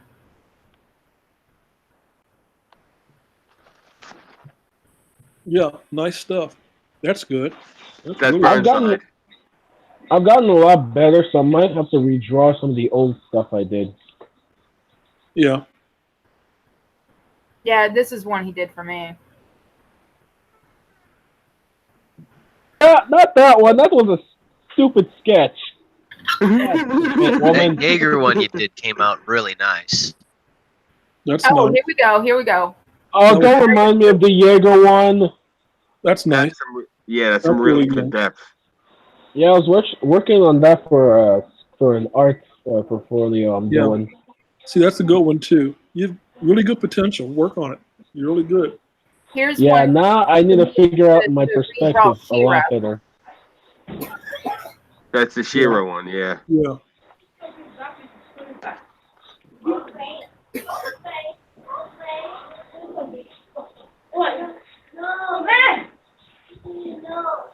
I'm gonna have to mute myself while they're talking. Hold up. Yeah, gotcha. Oh man! Ow! My ears. That's her phone that does that. We're all used to it. That's Here's why another you one get that he did. This one he inked in. Yeah, that's some really good inking the kid did there. Yeah, nice work. Okay, guys, I got another 10 more minutes and I got to go. So, any more questions about cartoons is not a time to ask. Definitely. Come on, guys. Bitch, hold on. Oh, here's one he did for me that's really good. That is really good. Nice use of blacks. Nice. Yeah. Oh, have you ever worked on I always put that with luck. Did I ever work on what? Guyver. Divers. I don't know that one. Guyver. It's one where a man encounter. I believe it was based on a scoop. Wasn't Guyver originally a comic Guyver. book? Oh, I thought you said Guyver. Diver. Guyver. Guyver's Japanese, bro. Japanese. That's anime. Oh, Yeah, those two anime Shit. series, but there is a live action movie. There was a couple of live action movies. live action movies. Yeah. Okay, damn. Ironically, Never mind. with Mark Hamill in it. Yeah, Yeah, I remember that one. And J.J. Walker. that's right. That's right. Yeah. I Is remember that was. Witchblade originally from Japan? No, Witchblade is originally from Top Cow for IDW. Yep. There's an anime series of Witchblade. Yes, there is. It's still popular. Top Cow gave them permission to do it. Oh. Yeah. Top Cow originally was part of the Image umbrella. Then they left Image and went solo. And then rather than rejoin Image, I believe the last I heard they were with IDW. IDW I watched also it. had. I liked it. I got mad at the end. Which one? Witchblade. Oh. Witchblade, yeah. What was I gonna say? Cartoons and what cartoon question did I have? I can't believe I'm drawing a blank now. Okay, I mean, you well, threw. I still got the list of cartoons. Okay. I mean, the read guys from it. only mentioned all the cartoons you guys have ever watched, and even some I ones know. I've watched. I know, and I'm like numb, like in a good way numb. Crawlers. No, don't know creepy crawlers. Tenko and the Guardians of Magic. No, Little Mouse on the Prairie. that was the direct-to-video movie. No, Okay. Bureau of Alien Detectors. no, never heard of that one either. Mouse and the Monster. No, I think these are direct-to-video movies now, or DV, or It says animated TV series. don't know. Never heard of these. Let's see. Silver Surfer. Yes, Bad Dog. no, Monster Farm. no, Secret Files of the Spy Dogs. yes. Mad Jack the Pirate. Gee, I wanted to work on that show so bad. No, I really did. Avengers United They Stand. Yeah, that sucked really bad. Kids from Room 402. No, Cyber 9 New Dawn. that was an import. Really? Because it's not in the internationals. Okay. NASCAR Racers. No, Spider-Man Unlimited. yes, Action Man. no. I think that was an import also, but no. Pigs Damn, that Next was a good Door. one. What was that? Pigs It's Next Next Door. Pigs Next. It was called Pittsburgh Pigs at first. but Kids yeah. Next Door, KND. No, pigs. Pigs, like cops. Oh. Pigs. What's with Andy No, and Titeuf? Titeuf. no.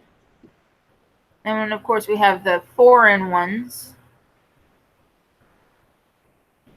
The foreign ones. Yeah, foreign television series. Saban Entertainment dubbed and or distributed the following foreign TV series. Macron 1, Bumpity Boo, Spartacus and the Sun Beneath the Sea, Mapletown Grimm's Fairy Tale Classics, Adventures of Tom Sawyer. Most of these I've actually never watched. Yeah, I know. I don't know those, so no, I didn't work on any of those. Except for the Huckleberry Finn. I watched that one. No, I'm not. Cyber 9 is listed as originating in the U.S. Cyber 9 is in the U.S. Yeah. Country of origin, United States. Don't know that. I thought that was the. I'm thinking of Cyber 6.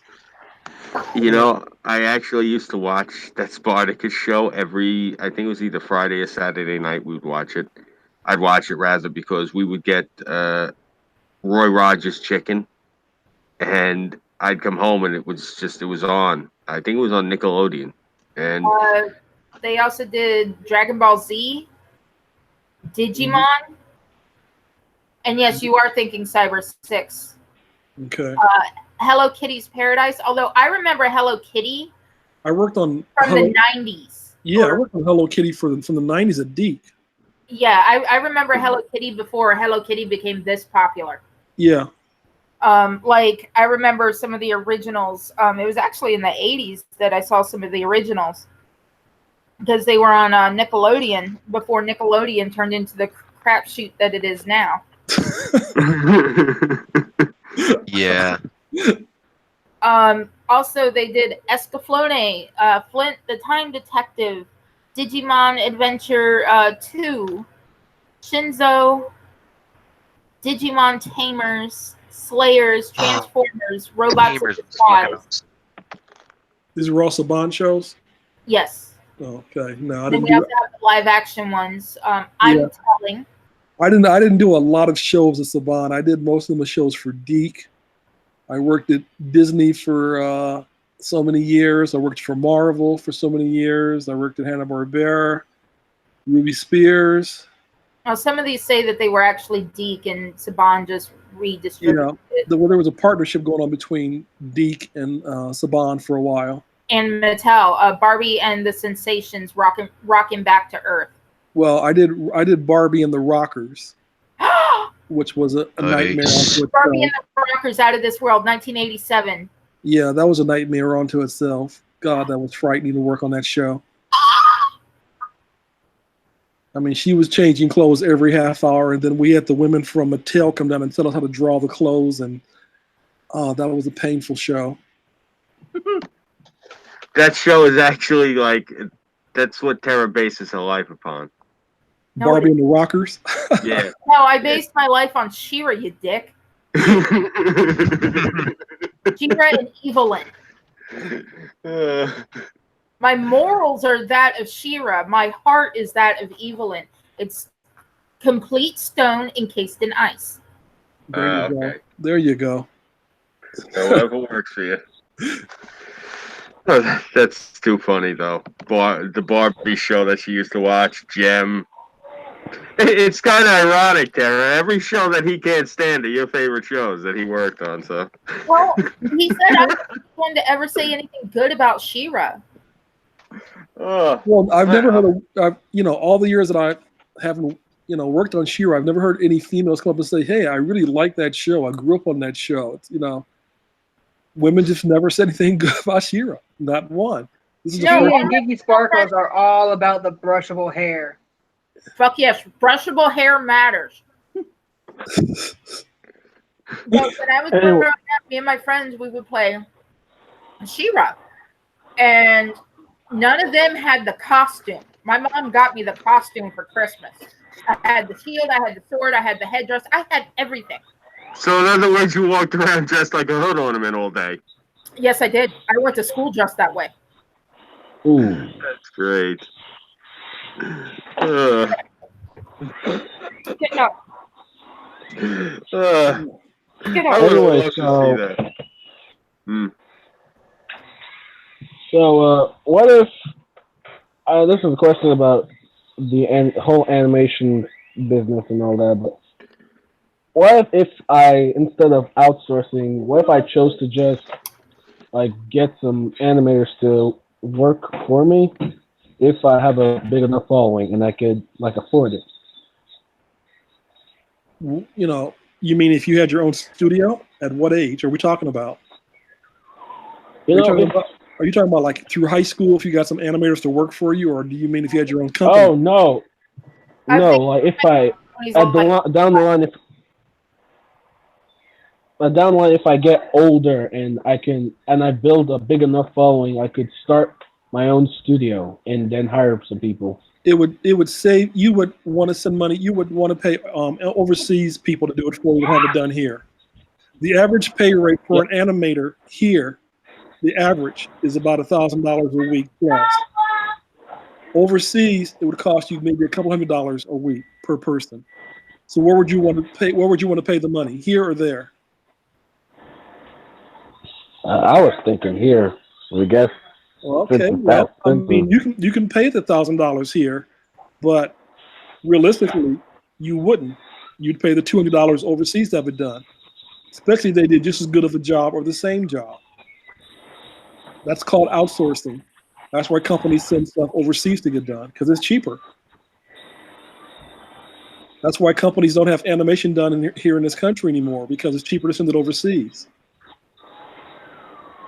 And the ones that they do do the animation here, they only have like freelancers doing certain parts or cells. Exactly, only certain parts, and they're freelancers, and they're not being paid full pay like a real animator would be. Because that's what Neon from Clownfish TV does, is that he does cells from certain things and only certain cells. Like one of them, all he had to do was sit there and like ink the hair blonde on like 36 cells. That's all he was paid to do. How much was he paid to do that? He didn't say. He's still under contract with him. So it's a little bit hush hush. Yeah. Oh, shit, then. You know, you can start, you can do it here by yourself, but overall, you're going to want to send it overseas just to save money. And you know, it's going to take you a while to, if you do everything by yourself to start your own company, it's going to take you more than a year to put out a season's worth of a show. If you're wanting to do the standard like 13 episodes a season. Well, even if he does like 2-minute episodes or 3-minute episodes, it takes time. Mm-hmm. You know, from beginning of production to the end, it's going to take a while. It's not something you can knock out every weekend. Oh yeah. Obviously, it's not something you can knock out every weekend. I know how long it takes to make a single second of animation. Right. Because I've tried that. Okay. So you could probably knock out, what, a cartoon every 3 months, every 4 months, depending on how long it is and how much animation you put into it. How much movement.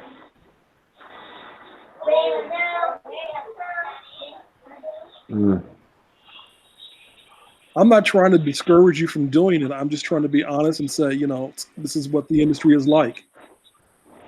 If you want to go for it, then yeah, you definitely have the ability and you definitely have the art and the talent to go with it. I'm just saying, be realistic and research it before you get into it. All right. Well, it's 11:32.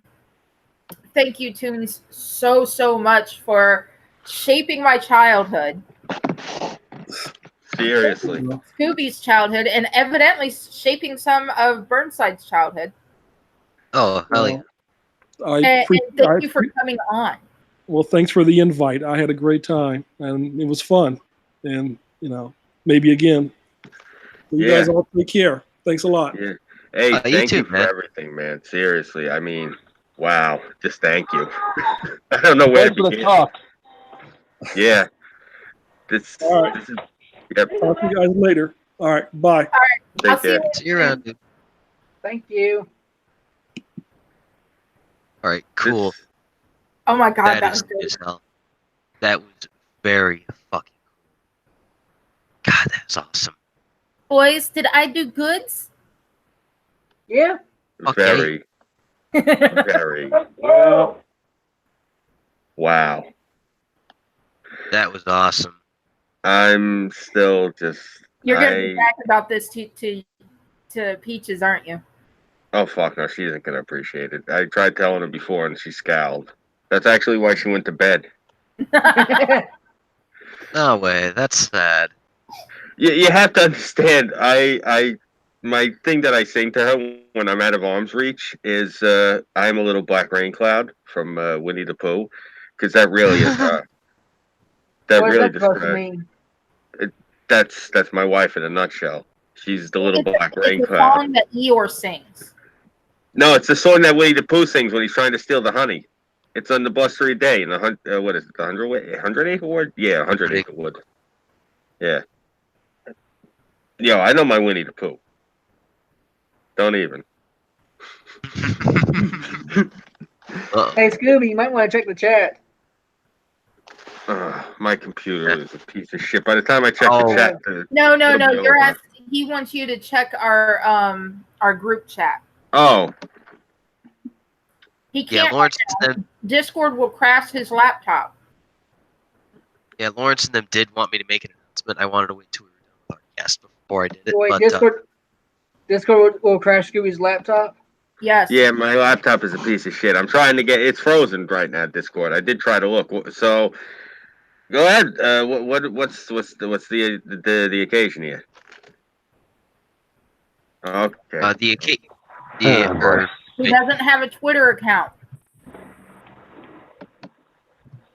Okay, well I'll go ahead with He the. will see it when he sees it. Well, looks like I'm gonna have to. All right, well I'll give Oh boy. All right, well, I'll give you a little bit of time to get that together then, because the announcement that the guys wanted me to make is apparently not too long ago we actually wound up having some rivals from. You guys remember when we were doing that Risk game where we were fighting against Geist and his evil empire and all that stuff? Yeah. Yeah. Yeah, apparently that dude apparently made another rival with some type of weird. This is gonna sound crazy as hell, but apparently some Islamic, socialist, communist, something or other people, like social justice Muslims of some kind or other. And they picked a fight with Lawrence and the guys, and I was like, all right, let's try and not fight these people if we can avoid it. And they're like, all right, we'll try and be cool with it. And that, da da da. They locked the server down. They did this, that, and the other. But this Golda dude just wasn't let down. So he's like picking a fight with him, and then the big guys met together, and they're like, all right, we're gonna go fucking take him down. And I was like, you guys are gonna take him down too? Fuck, go for it. And then just boom, fucking, they kicked the door in on this dude. They beat the shit out of his fortress, and let's just say, for lack of a better term, they absolutely ransacked the shit out of this dude's server. They gave this guy such a royal whooping, it's going into backline. Like, I think this tank that I'm working on here, I'll work on this and a couple other things. And yeah, we're going to include this in the backline mythos, because Lawrence was telling me like how him, House, Imperial, Tojo, and Llama, the crazy bastard, pretty much tore Golda and the rest of his contradictory religious individual comrades a new one. To the point that yeah, they're done for. They're not going to be a problem anymore. So it's awesome. Like, they literally like tore into the server and the game and all this stuff. It's like, all right, you want to pick a fight? We're here. They just beat and trolled the hell out of these communists. So they definitely earned their keep. Earned their keep so well that I'm goddamn days when I get a damn chance to. I'm gonna go and spend that into an episode of Backline. It'll probably be after we do the Halloween episode though, because I'm actually liking how this tank's coming out. And if you guys have any other crazy vehicle ideas or anything like that I can do in 3D, let me know. Because for the treads, instead of trying to make it one big solid band, the treads were segmented, so you could just use rectangles. Rectangles? Thin rectangles next to each other. Make the treads like that, like they are a belt, so why not make them like that? They don't have to be one solid piece. It would be a bunch of segments on the bottom of underneath those wheels. Oh, I know what you're talking about. Yeah.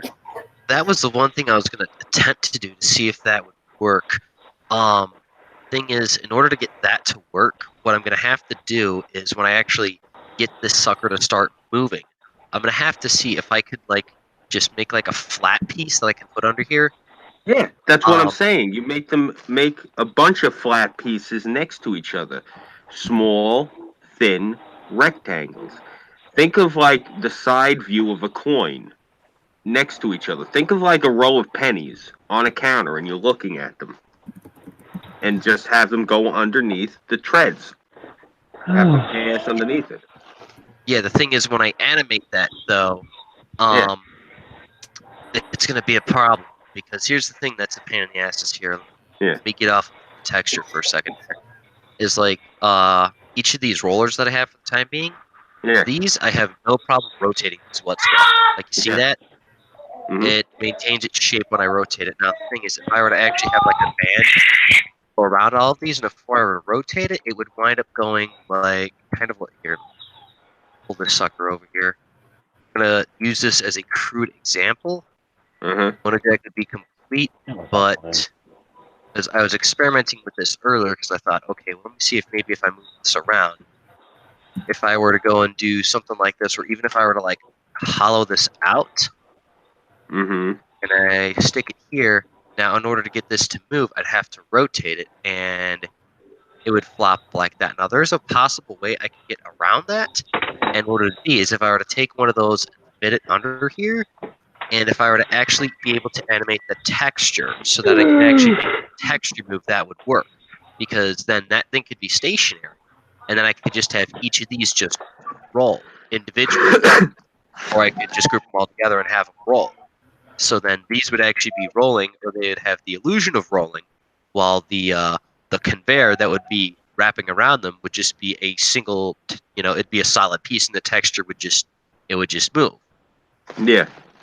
I'd have to go and brush up on my skills to see if I can do that, because if I can do that, oh yeah, that's absolutely problem solved. The case that I can't, what I'm going to have to do is I'm going to have to like individually go, okay, all right, there we go, key it in. And up, but again, all right. No, just copy paste, just get the thing to rotate. I'd have to do that for each and every one of these little rollers. It'd be a pain in the ass, but it'd work. So what you do is do what I was saying with the rectangles and put them all underneath the wheels, and then just get rid of all of the segments in between the rectangles, make it look continuous, and make it just look like an unbroken belt. It doesn't have to then move. The only thing that has to move are the wheels, so the belt can be stationary, because as long as the wheels are moving, it gives the illusion that the belt is moving. The belt doesn't have to have treads either. It can be smooth. So again, as long as the wheels are moving, you don't have to worry about moving the belt. All right. That. You understand what I'm saying? What you're saying is instead of having like the belt move, just basically wrap it around the wheels and then just basically just rotate these wheels. Rotate the wheels, have the wheels sitting on top of the belt. As long as the belt doesn't have any noticeable segments or grooves or any markings that would be moving on a belt, as long as the wheels are moving, it's going to give the illusion of motion, which is what you want anyway. Yeah, you don't Okay, that might necessarily work. see the treads of a car wheel moving. Yeah. It all just looks that's like a what I'm saying. blur. Yeah. About that. Okay, that would work because I can actually just get a regular rubber tread texture or make one if it comes to it, and just slap it on like a regular flat piece, rectangle, or a series of planes, as the shape's called, and just wrap them around here crudely, and then just group that together, or just fucking figure it out somehow, and then just have each of these rollers just rotate, because Yeah. I can very easily just group things together, or even individually go, all right, roll it, copy, paste.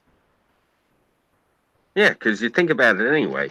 You're probably going to make the treads black on this thing. It's not like somebody's going to really be sitting there like looking like, So as long as the wheels, Yeah. the trick is you got to just make the wheels themselves a lighter color than the treads and the tank. That way that you can clearly see the wheels moving. And my other advice to you would be specifically give the wheels a sprocket look on the inside of them.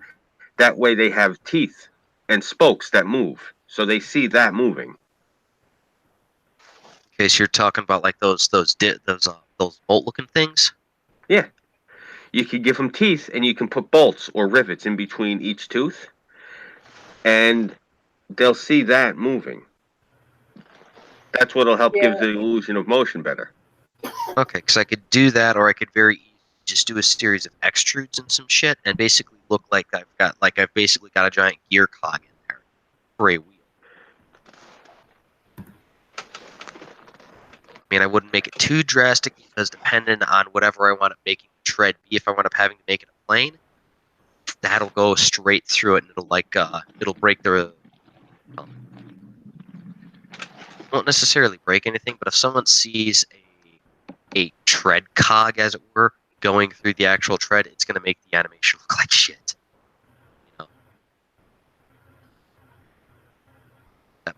doable to a degree, though. I'd have to go and play around a little bit, see what works.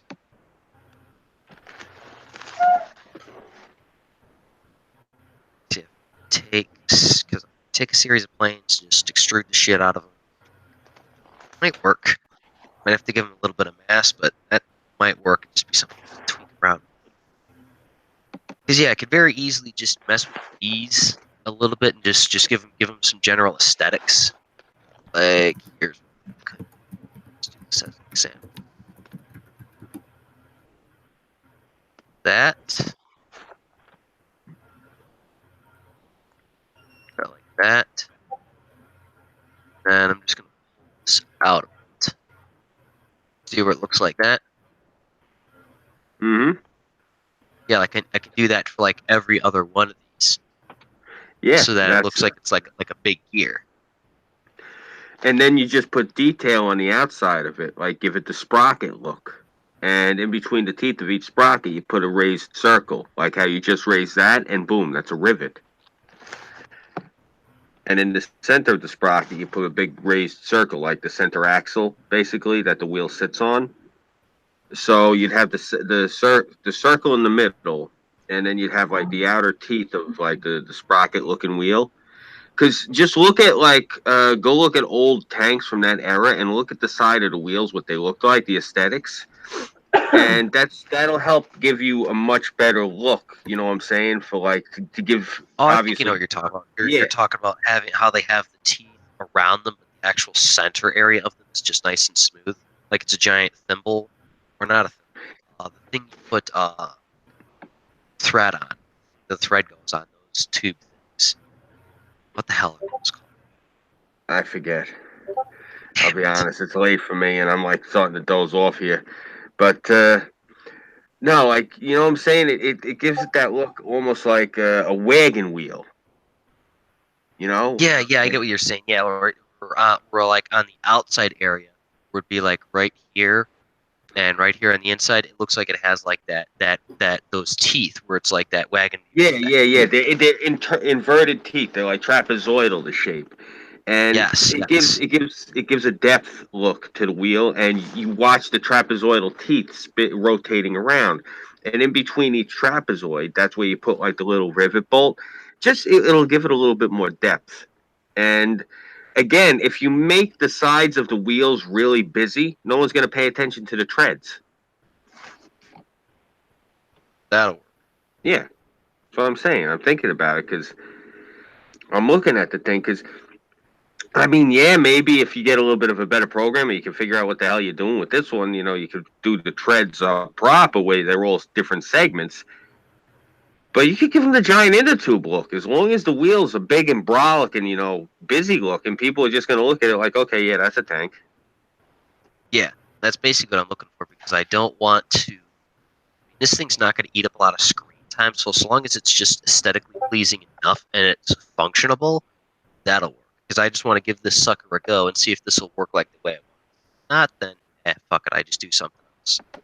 You know, because you know Bobby likes to do the live action stuff. I'm having a lot of fun with that, but I want to step it up a little bit, which is why I wanted to work with this because I was like, do a combination of the two. Yeah. Some of my favorite videos. Good night, everybody. All right, we're going now you're closing the shop. Yep. Good night, Good night, degenerates.